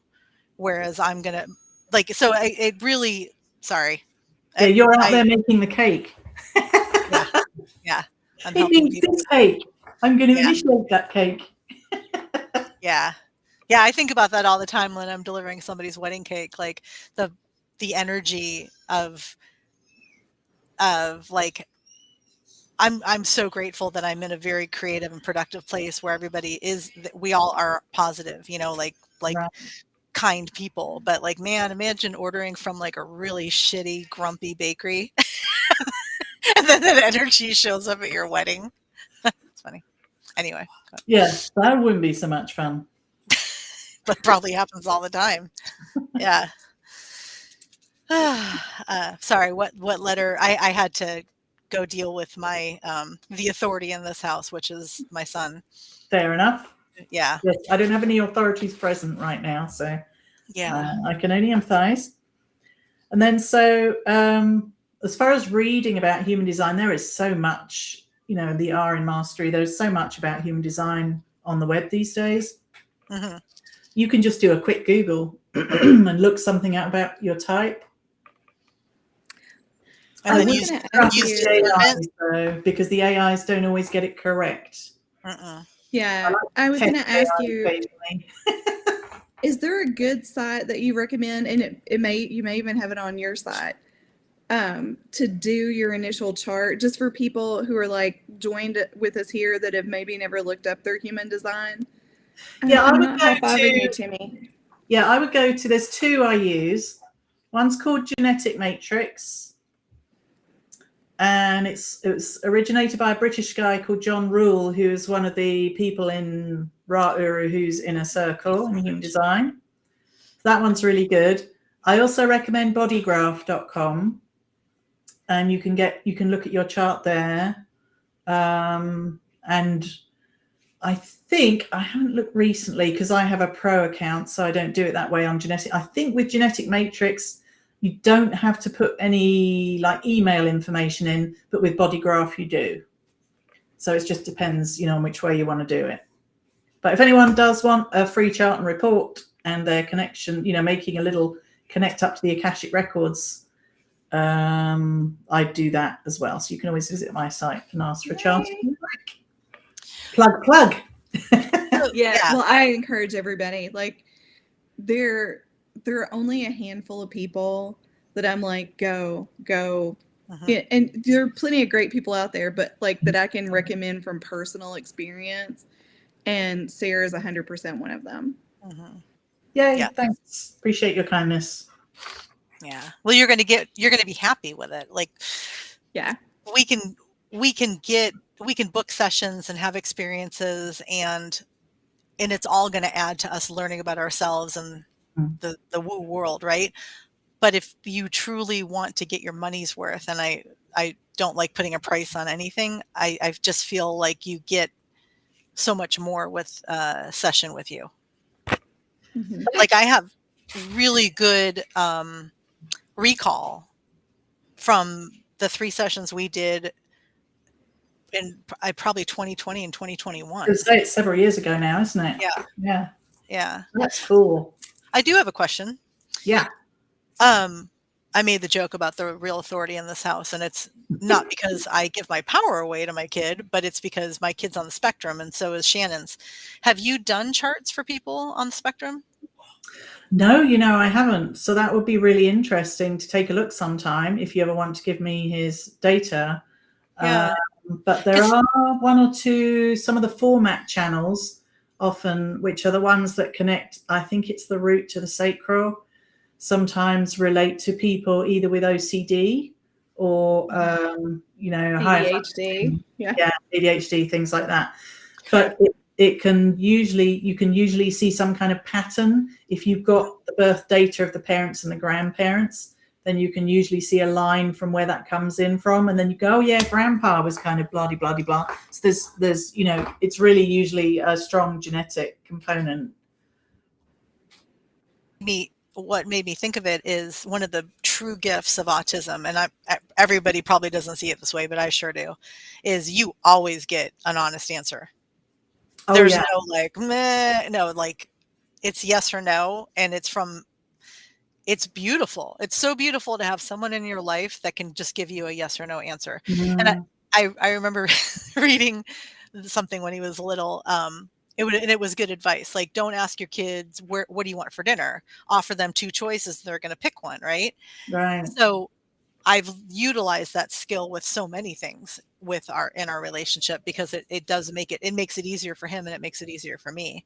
But I've often thought about that. Like, I have had, we have a great friend named Sage, and she did a powerful chakra reading for my son that helped stop night terrors. It was amazing. That's excellent. Yeah. I mean, like, for real, stop them. They came out of the blue a few years ago. I was doing everything I could. We went to crystal shops. I wrote this thing up where, like, Forrest, you're in control of everything that happens to you. Like, nothing's allowed to harm you. Like, I basically wrote a contract for him, had him sign it. We focused on it over and over, but it just kept happening. It would be like once a week and he'd wake up screaming. And so my friend said, do you want me to go in with your permission? And then she gave me this whole, I think she left me a voice, like a really long voice note to go over everything. And it literally, he had one minor one that night, and then it just stopped. And like once or twice a year it'll happen, but whatever was going on, like, it was incredible that she had the access and had this communication with his higher self. But that's the only thing I've done with him, besides intuition. And I think it would be, I mean, he's a Sagittarius with a Gemini rising and an Aquarius moon, and it's all very obvious for me when all that stuff shows its face.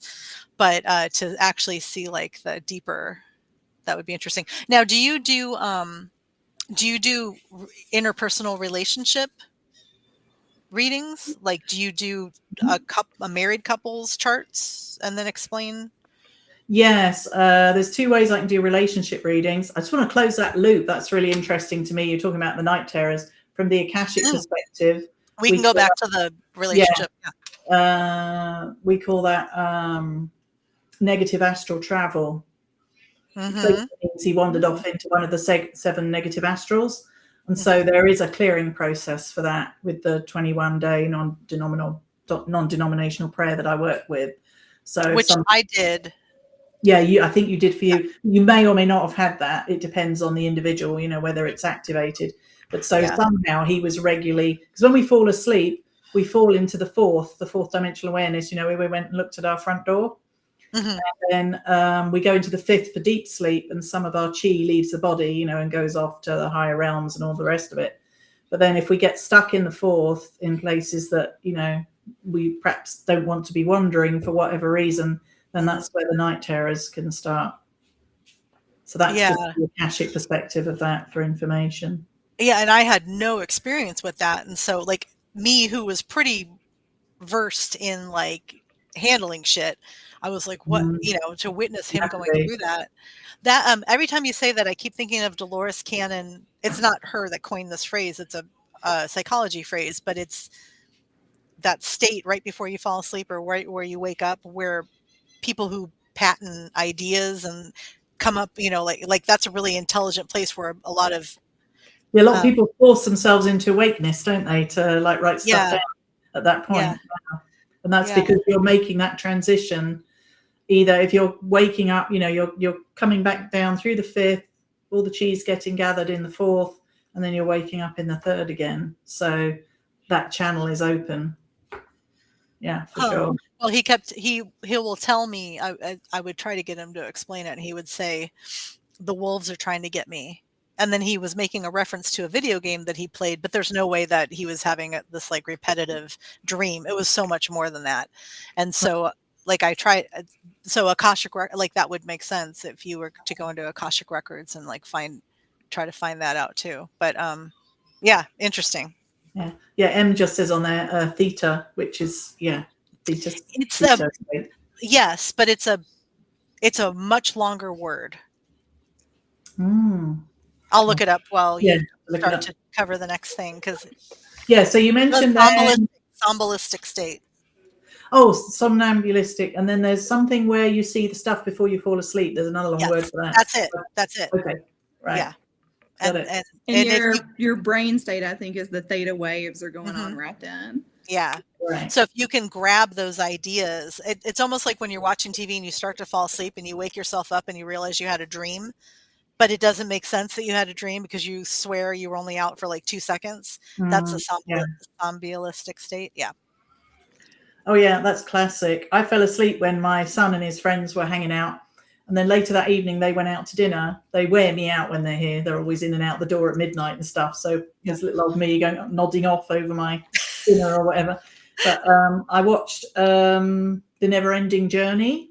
Or I just wanted to watch the movie for some reason. And they came in towards the end of it. And they're like, Mom, are you watching The Never Ending Journey? I'm like, yeah. We were talking about that while you were asleep. So that just tells you how suggestive.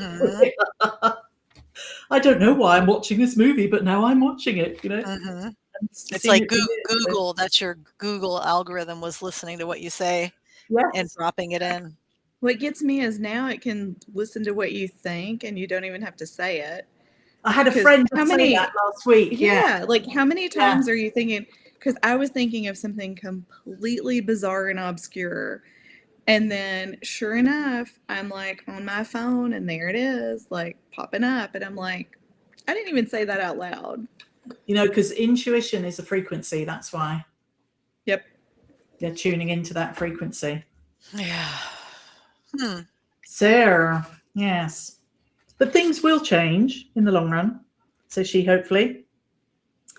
So I think we've probably covered human design. So just, reading something about human design every day and then finding some way to personalize and practice, what you discover in your human design chart about you, because it is all about you.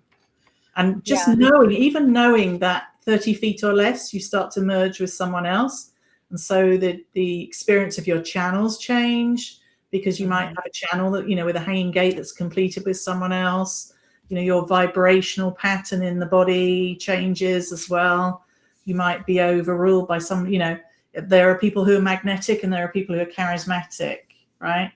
So those types might affect you if you're not really hanging on to that sense of self. And as far as the reflectors go, that's their job. So no wonder some of them end up, the gurus or whatever, they go and live on a mountain or something because they're like, we've had enough of this. Yeah. So that also helps explain why you are instantly drawn to someone or instantly repelled. Yes. Mhm. Yeah. Yeah. The I I would think instantly love to John see. Edwards, he calls that spiky energy. I like that term. Yeah, I would like to see Kimberly and my chart together because we are very amplified when we're together. Like if we're Oh, reading you together, Yeah. both of us are like ramped up.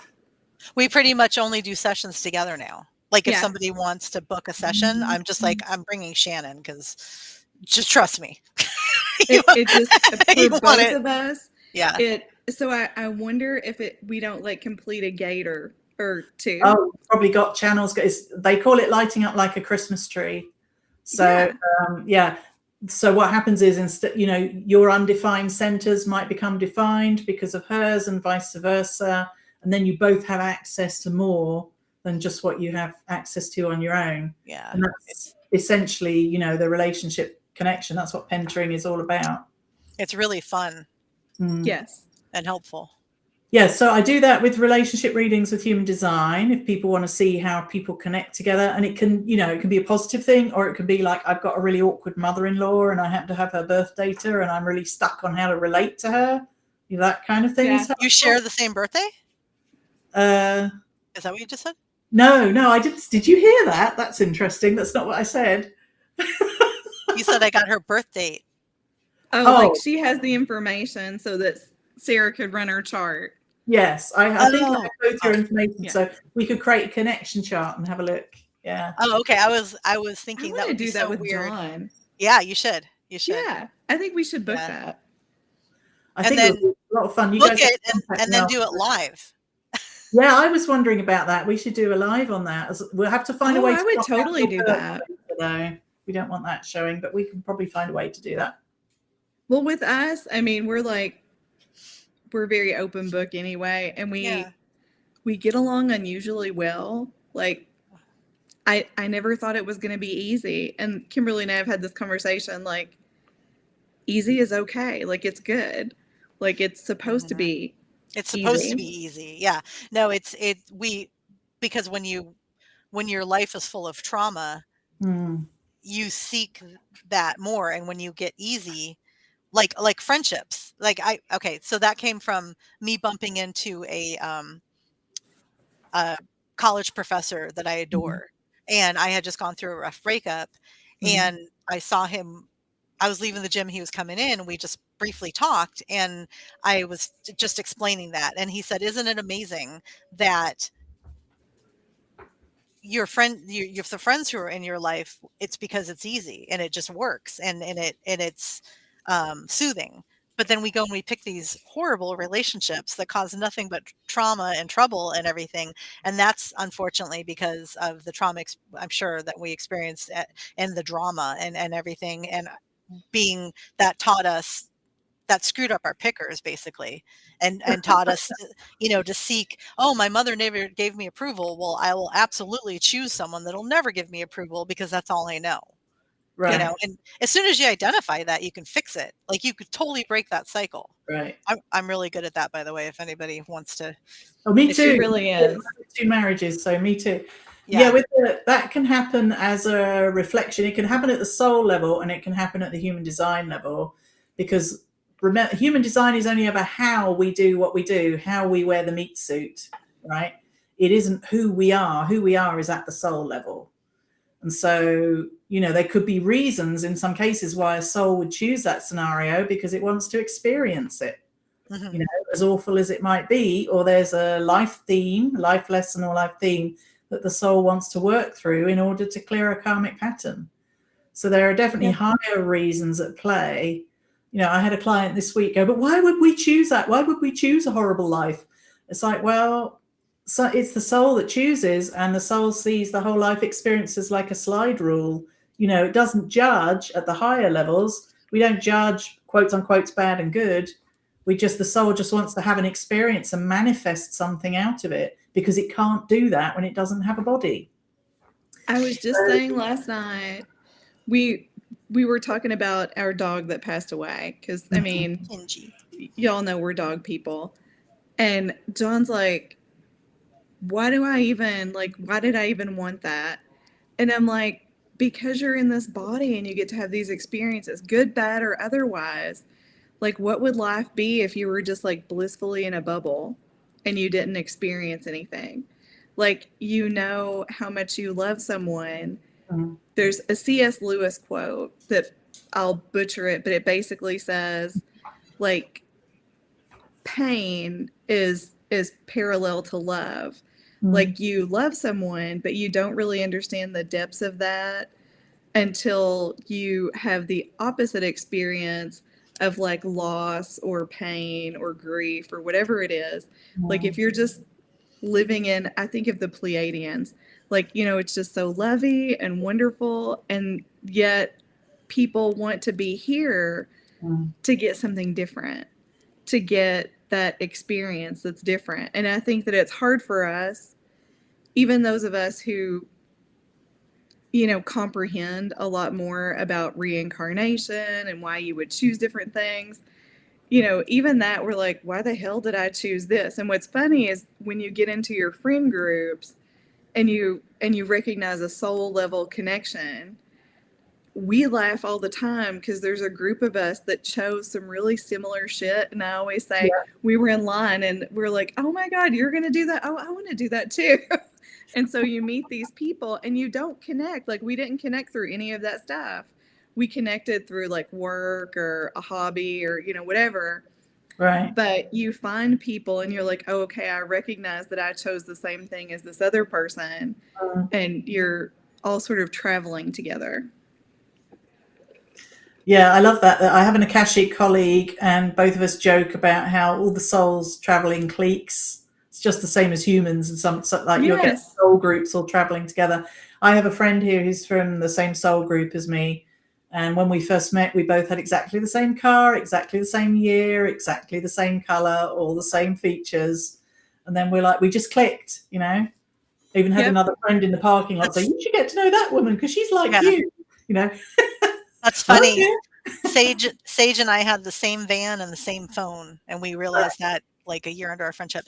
So interesting that you brought that up, because I was going to bring up something really similar. A long time ago, when I've always been into astrology, but when I really got into it, and so I started doing all my friends' charts, I noticed, and I wasn't surprised, but I noticed that almost everyone had a Sagittarius rising. And I have I'm an Aquarius with 5 planets in Sagittarius.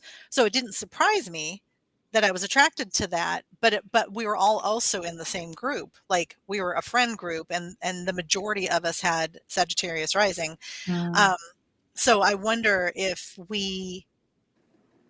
that might go along with like the lessons or the way you want to operate, like what you'd bring in and attract, because just because they were all my friends doesn't mean they weren't friends with each other, so I thought that was interesting. Speaking of Sagittarius rising, hi Shauna. And Shauna, can you elaborate on the happy face, this, and then the 3 hearts? Can you give me more information? She's one of our co-hosts, who I wanted to be here today because she's an unbelievable astrologer and also very informed on human design. So I thought she would be a great contributor, but apparently she's just going to drop the emojis in the chat instead. Do you want to cover some questions that came up that I pinned? Yes, yeah, let's do that. We could go into guides, but let's do questions. Let's do questions, but I'm sure everyone wants information on guides. So let's do questions. There's 2 of them, and then we'll go to guides. What's the most interesting Akashic Records reading you've ever done for someone? That's a great question. they're all interesting because A, I'm nerdy, and B, I like to enjoy things vicariously through other people, especially their past life stories. But I think one of the most fun ones was this person who had a soul story, which is in the Soul Star reading, I go into your divine soul blueprint, which is the nature of who you are at soul level, including your soul group of origination, which is AKA your star seed group or groups. And then I ask 30 different questions about blocks and restrictions or karmic patterns that are ready to be released from somebody's Akashic record. And then I put them into Harry Potter's sorting hat. I basically use a pendulum and figure out which one's a past life and which one's a present life. And then the past life gets put into the Akashic records and up comes a life. And so there was this lady, she saw me several times, and she was in present life a security guard, which I didn't know, while I was giving the information, but just to give you the context so you can understand. And so I presented her without knowing her current background, and she was from a military family as well, that her past life she'd been, and I'd never had anyone else with this, an assassin, like a ninja assassin, somebody who threw the stars and did all that, wore the mask, things, whatever they have, the nunchucks, all that on the back. And her response was, because I was putting it to her gently, thinking, oh gosh, because some people would, I don't know, how do you take that? And her response was, yes. It was just so validating to her to understand her approach to the world and what she did with her energy and everything like that. And so I just had to laugh because it's just like she knew herself. She was getting a resonant thread to her soul blueprint, and her very validating past life. So that's probably, there are lots of interesting ones, but that's the most memorable one, I think, that comes to mind. I loved that when she went yes. I know, because you're like, this is a little violent, like prepare yourself. And she seemed like such a nice lady. Yeah. Because I'm Eden, I'm divine communication and divine love. I'm a 4/6, I'm opening my heart to somebody. And then she's like, yes, that's what I wanted. Yeah. I'm give it to me straight, man. Like right. I want to hear it. And actually the less emotion involved, the better I can perceive it, at least at first. It's such a trip. It's such a trip because when you're working with someone in a session, you're the conduit for this information. Like you just have access to something that they do too. They just can't see it.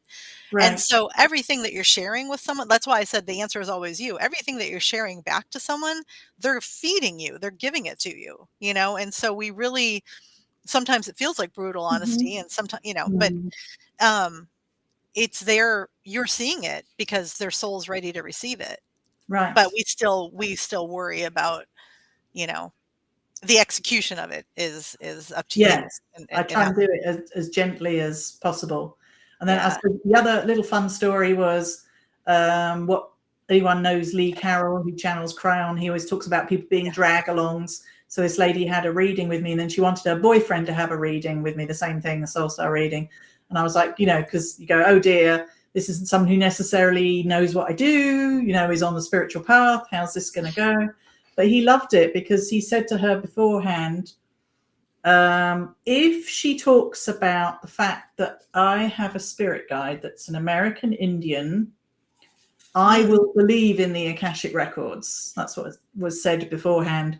So then when we were stuff, I said, a past life came up where there was an American Indian. And I said, I get the feeling this is, a connection you had in this past life is also a guide with you now. And he was completely blown away. It didn't really matter what else I said after that, because he's like, oh no, I have to believe, because he set himself up to limit the limitation, right? Mm-hmm. Oh yeah, and then he had to no takesies backsies, right? Because he knew himself and her, nothing to do with me. I just read the energy. So that was another really fun one. So those are two like super memorable ones. Hope people find that interesting. Yeah. You told me that I had a past with I'm trying to think of how to I'm trying to think of how to say it. So I was living in a here in America Mhm. in a family who were part of the Shaker like religion, Uh-huh. where they would. It's interesting. It's interesting now in hindsight because they were. I don't even. I think I'm saying that right. Like because I remember the word shaker was part of it. So Mhm. people that would get so into their religious experience at church that they would speak in tongues and Mhm. fall to the Ecstatic floor and movement, everything all of that, else. yeah. Yeah, Yeah. so I wonder that if that's why if that's why I was given the gift of light language. I wonder if that was like a part Well, because I do like personally, I think that's what light They're from language is. Kentucky. Yeah. The yeah. Shakers, like Shaker Village, you can still visit in Kentucky. And Sarah, you did say, I believe you did say it was in the South. Yep. And in it it was just kind of a um not a lot happening in this lifetime, but as a young girl I would go and experience all of this and like how I could really get into it, like Yeah. but then at home everything was kind of restricted and conservative, and Mhm. so it was Mhm. hard for me because I would see everybody being their authentic self and self-expression there, and then I would go back to this quiet life otherwise that was kind of just humbled and which ugh, it sounded excruciating. I'm glad that one's over. That's so crazy because I'm just seeing something I watched a couple of weeks ago, which was Crash Test Dummies. You know that song? That one. It has a whole story in it about the Shaker religion. There's one of the people in it. So if anyone wants to go and look that up, Crash Test Dummies, I think it's called. It's a great video. I will look that up. Yeah. We were hired to do a cake that was that experienced a crash test dummy thing for the show Baconeering. That Ah. was one of the That's so cool. oddball. Yeah, I know, super random segue, but if anybody watching that doesn't know this, I'm a partner in a wedding cake company. We've done a lot of Food Network stuff, and during COVID, they asked us to test literally like 10 different ideas where they were going to pair a baker and an engineer together. And Mhm. one of them, Jen, my partner, actually had to go up to LA to do this in person. And they literally, I don't even remember what we made with the cake part, but they slammed it Mhm. into a wall. Like, what an odd idea. I mean, did you guys run out of ideas?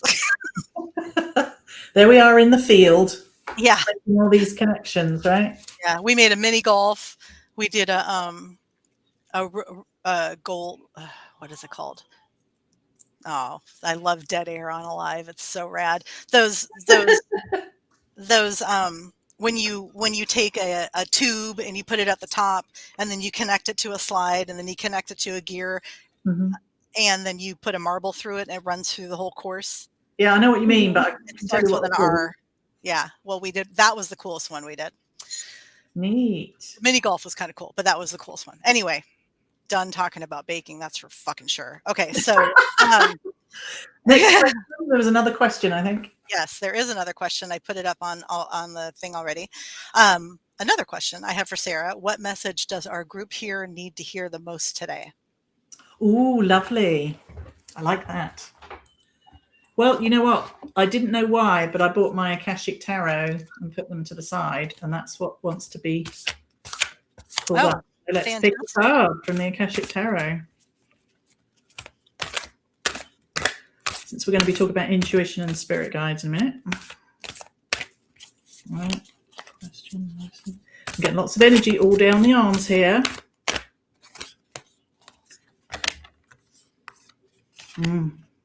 Okay, there's three. But I'm going to go with this one because it's very personally meaningful to me. We were talking about reflections. Oh, yes, that it's the universe is such a trip. Yeah, so this can be like when you're talking about the two of you getting together and your energy getting together, it's like you reflect back to the other person exactly what they need. Then if somebody's in a difficult relationship, why do they choose that? Because the two souls are reflecting back to each other lessons or something that needs to be cleared or learned. And let's see what it says. 19. Another little bit of dead air, won't do any harm, give people a little rest. And the Akashic force for that, so it's a nice state change for us, is close your eyes and feel yourself filled with an emotional peace as calm as a still lake. You are now in a state of intuitive reflection. Open yourself to a word or image from spirit and trust the first thing you get. Let yourself receive. I got the word intuit, not intuition, but intuit. Neat. And I got the word trust. What'd you get, Shannon? Oh, we can't hear you now for some reason. Oh, sorry, I was muted. A giant vulture. I just saw a giant vulture. Interesting. I mean, well, they're on my roof, aren't they? Often. So, I mean, and I like them, so that's not a bad thing. But yeah, I got a vulture. Some deep reflections there. So, so we were going to go on. I think I'm going to merge these two because we were going to talk about communicating with guides and trusting intuition, right? Yes. So, yes, let's move on to our guides part of the. We're at 2 hours. Are you doing okay? Yeah, I'm good. I mean, I don't know how long you wanted to go on for past this point. So no, let's go for like another 15 minutes because I'm sure everyone here would love to hear about guides, and you are an expert. Yes, well, I do have some guides, as do we all.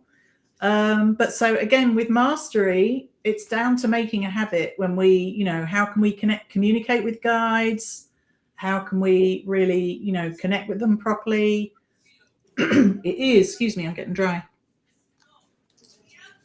It's fascinating when they introduce themselves to you, especially if they're like ancient masters or. Yes. Yeah. So sometimes it really depends on the intention behind the guide, because there are all sorts of different types of guides. And by the way, if anyone here is new to guide experience, it's absolutely fine not to be consciously aware of guides for quite a long. See, the dog is barking. That's funny. Mm-hmm. And my birds are starting to go off, so they're all here. I can feel the energy changing. So it's perfectly okay not to be aware of guides. I went through probably 2/3 of my life not being consciously aware of spirit guides at all, but being quite intuitive, and then, so Em's saying, do you always want to have a powwow with mine and tell them how to connect with me? Well, that can happen. There's something called a spirit guide reading where I can help you connect with your guides, but it does come down to making a habit. So first of all, just very brief definition of guides the way I see them. We have all sorts of guides. I generally work with people's inner circle guides and their master guides. So inner circle guides are between 4 to 6 guides that come with you through your lifetime. The guardian guide comes in at birth. There's another one comes in around age 2. There's another one around age 8, and so on. And people have between 4 and 6 guides, just depending on their vibrational requirements for a particular lifetime. And you can think of this as a soul monad or a group of guides that may have been with you for a while, but they've stepped out of being incarnated for a lifetime, so they can go to karma college and learn how to support you from the perspective of not incurring any karma for you. So, and then I work with an outer circle of master guides each person has. So you have literally like a master or CEO guide who's like the overarching manager. There's a gatekeeper guide, there's an astral guide, there's other types of guides, there's a timing guide. So all of these guides you can get to connect to, or if you prefer, you can just see them as aspects of self or even archetypes that you work with, or people that you don't really know that well, but you kind of admire. So there's a number of ways that you can connect with guides energetically. You don't have to have, if it's not comfortable for you, You know, you don't have to have the full-on experience of talking out loud to guides, or, you know, seeing guides, or having them send you messages. It can just be done intuitively, which, like I said, happened to me for a lot of years. So it's very much a choice. You know, you don't have to have them talking in your ear all the time if you don't want to, because not everybody's comfortable with that. So all then the dogs like this conversation.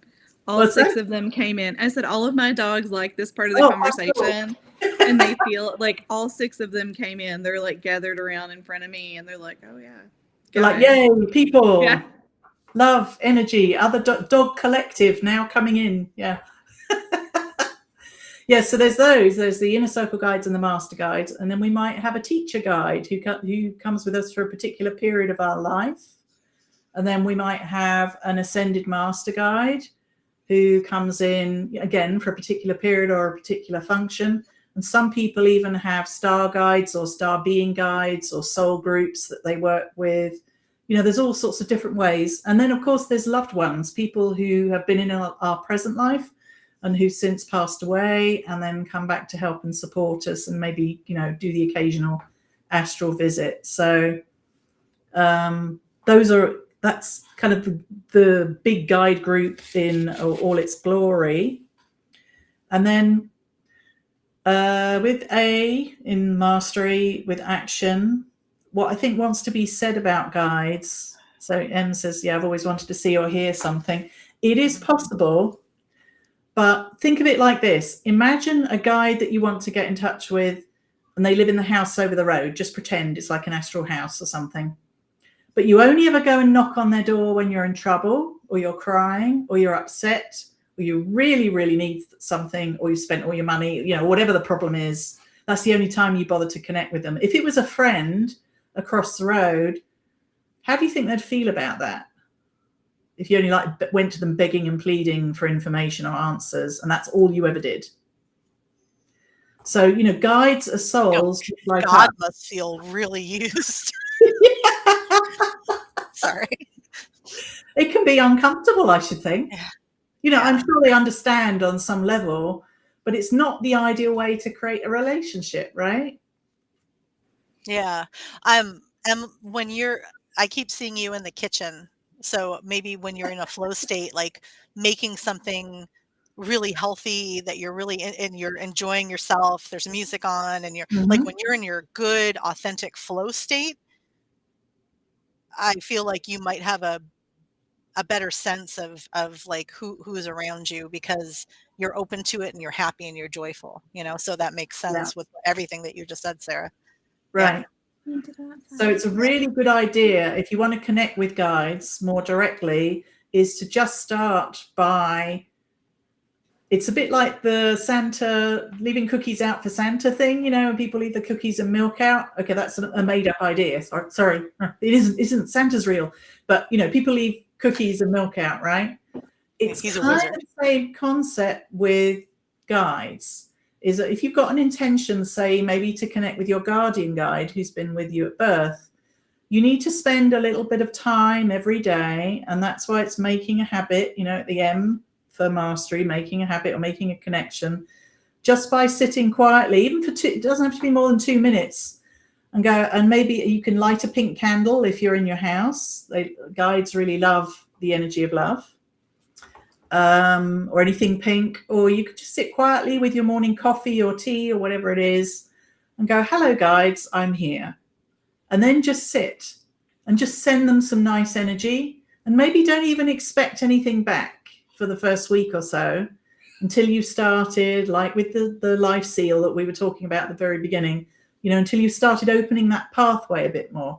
Because every time you open up by speaking or intending or connecting with them through some action or something physical in 3D, you're making that connection through the higher self, the intuition, to the soul star chakra, where your guides can communicate with you from, in the 5th dimension, and then down into the 4th dimension, because they don't have bodies like we do. It's the same. I know Shannon would agree. It's the same with mediumship. Yes. You have to find a way to connect with them energetically in order to communicate. You can't expect them just to walk into your living room in full HD. You know, it's not going to happen. At least not for a number of years. I don't think, I don't think our central nervous system could handle that yet. No. I've had the odd experiences of shadows walking across, and frankly, that was enough for me. You know, my whole system went into nervous system overload, fight or flight and all of that. You don't really need that as part of your spiritual experience. That's why I'm saying it's good to start gently with guides. They agree. Yeah. Now, they do. They're wild tonight. Sorry. Chihuahua. My most profound experience didn't scare me at all. It was like, wow, I'm actually witnessing this.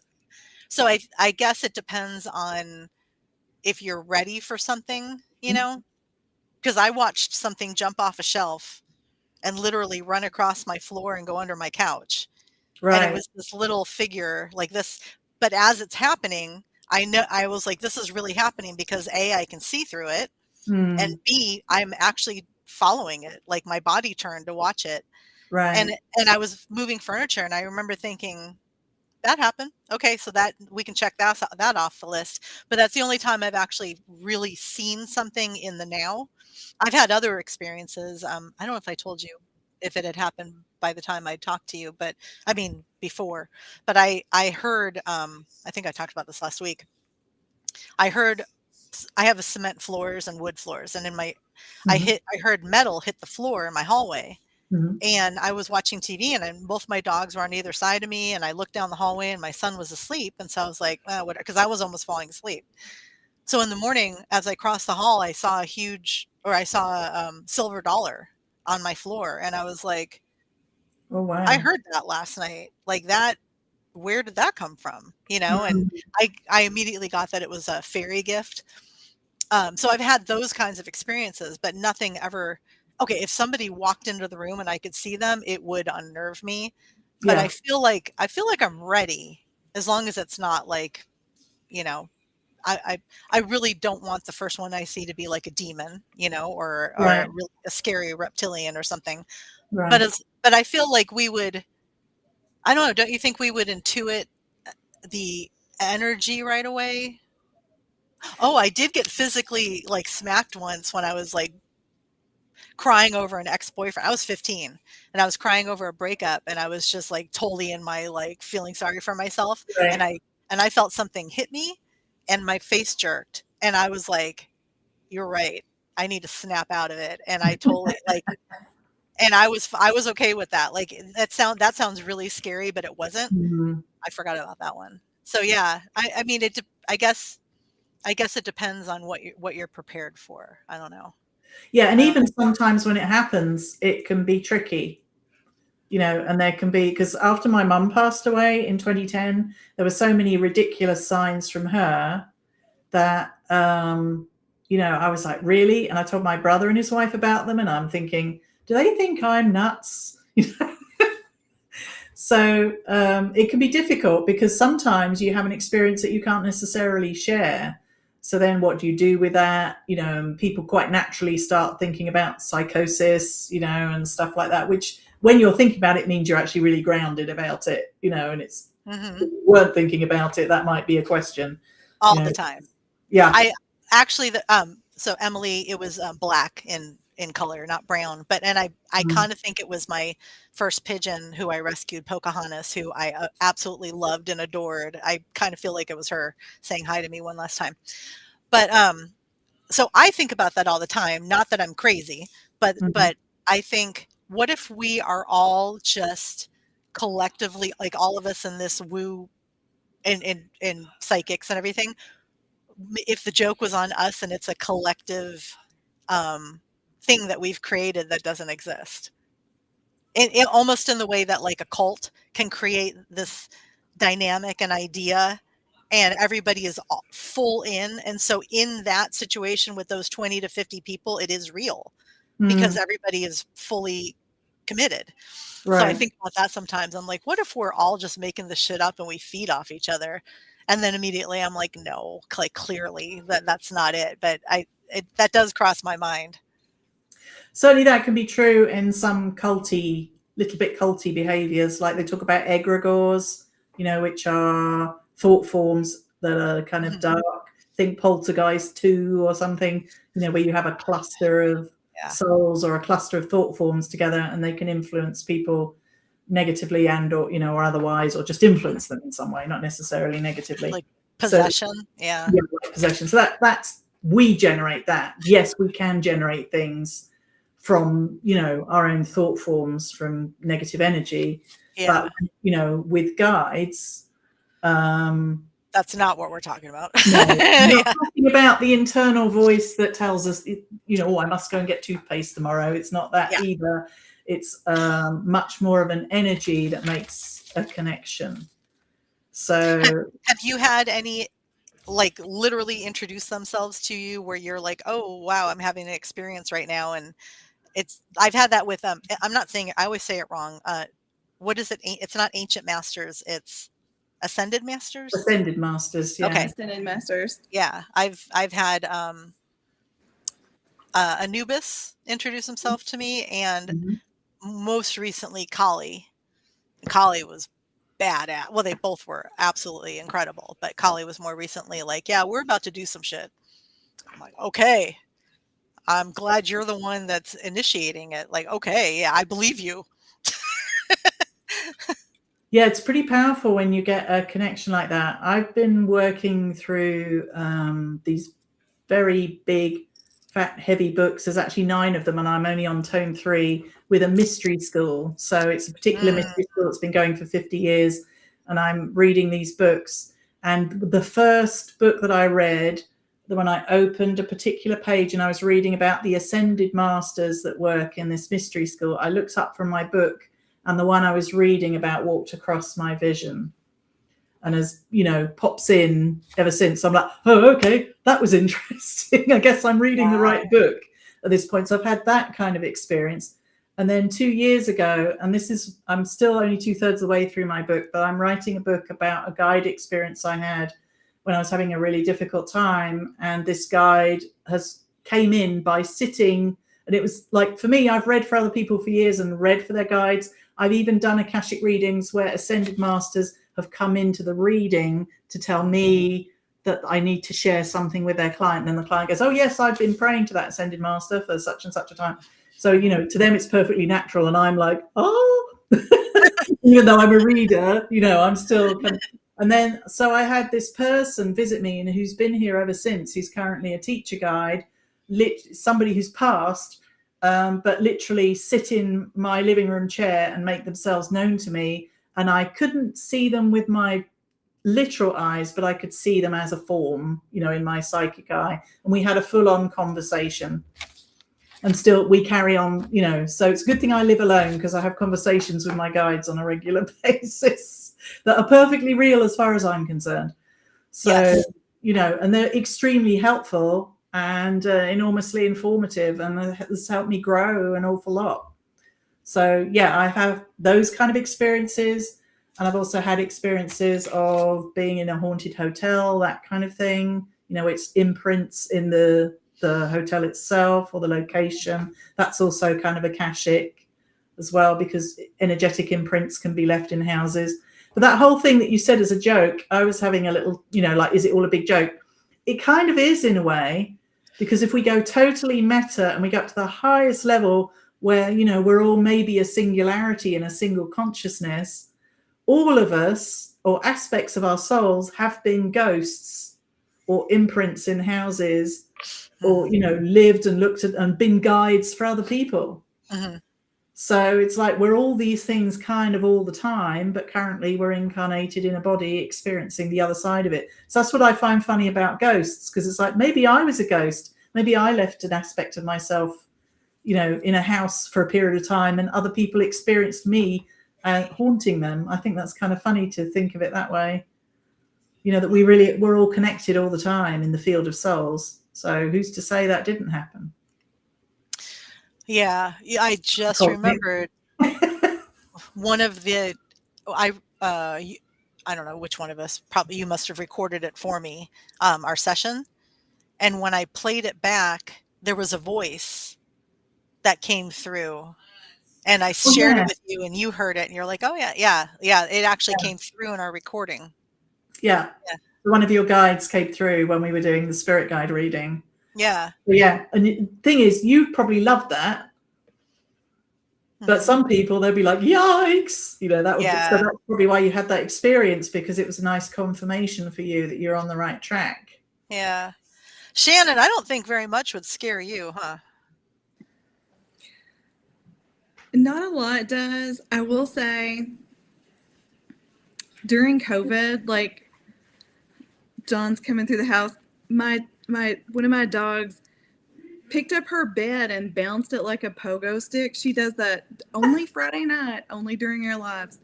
But she bounced it into our shower. And so he's come to retrieve it. But like when we were gonna leave Florida for COVID, and like that's I credit that experience with, like, that's how we ended up living together, because Yeah. he was in Florida, I was in Texas, and we were doing this long distance thing, and I was totally cool with it because I didn't want to do any of that hardcore shit anymore, and here I am. But you know, like I was totally fine with it. My son called me from college and he was like, Mom, you need to come home. Like, this is like, places are shutting down, the dorms are shutting down. And he's like, can all of these people stay with us? And there were like 12 college age boys living with us during COVID. Oh, the But smell. yeah, Sorry. before we drove, me and my girlfriend Dee Dee shared a condo on the beach, and they call it Lauderdale by the Sea, but it's like basically Fort Lauderdale. And a lot of older people in the building. You know, I don't know how old the building was, but there were like the dark shadow people everywhere. And I'm not like a seer of like physical, you know, like those people I saw. And so I told my girlfriend, I was like, listen, I know you're not worried about this, but you need to pack your shit and put your ass in your car, and you need to GTFO. Like, trust me, like this. And, you know, Fort Lauderdale became a really big hotspot. Mm. And there were several people who passed, you know, in that building, and, you know, that we knew at that time. And I think it was like just a big, like, hey, attention. Like, not that anything bad is going to happen to you all, but like, this is probably not the place to be. Right. They And just don't know so, where else to go. That's all. yeah. Yeah. And my boss at the time was like, you can't fly because it's too dangerous. And that was before they even knew about it being like the way it was transmitted necessarily. Like, this is like super early on. And I said, okay, I'll rent a car. Well, you know, everybody else thought the same thing. And John was like, oh, I'll drive you. Because at the time, remember, they're like, oh, in a couple weeks, this will be fine or whatever. So we drove 19 hours from Fort Lauderdale to Texas. And 1 week turned into 2, turned into months. And, you know, here we are 6 years later, like still here in Texas. But that was the one time where I was like, okay, I don't know why this creeps me out, but this creeps me out. And I feel like it was for me to tell her, because she also lives in a land of, Kimberly's heard me talk about my friend, and a lot of people on the live know her. She is one of these people that's like a very high vibrational, but magnet for weird shit. Like, that's just, she's like, woo. And like, so I'm like, okay, I know you don't think anything negative is ever going to happen, but like, you should do this in another place. And so she did. Like, she ended up going back to Indiana and spending a big chunk of time there. But that was the only time I've ever been creeped out. Usually I'm sort of like, oh, okay, this person or this being is here. Like, what do you need? Like, what do you want? What do you need? But that time it was weird because it was like the little shadow people that didn't have any sort of communication. They were just all black, all tiny little shadow people. Huh.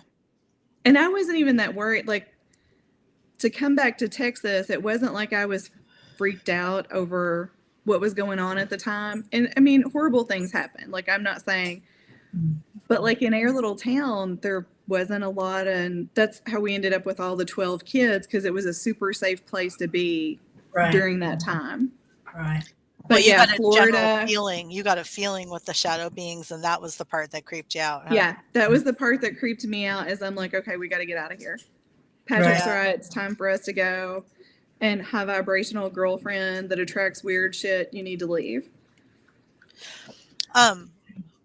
So Sarah, I was going to offer if you wanted a brief reading from me and Shannon, but we're at like the 2.5 hour mark. Yeah. And then I'm getting this thing like I want to tell you something, but I think I should tell you backstage when we're done here, just because it's personal. So, but thank you.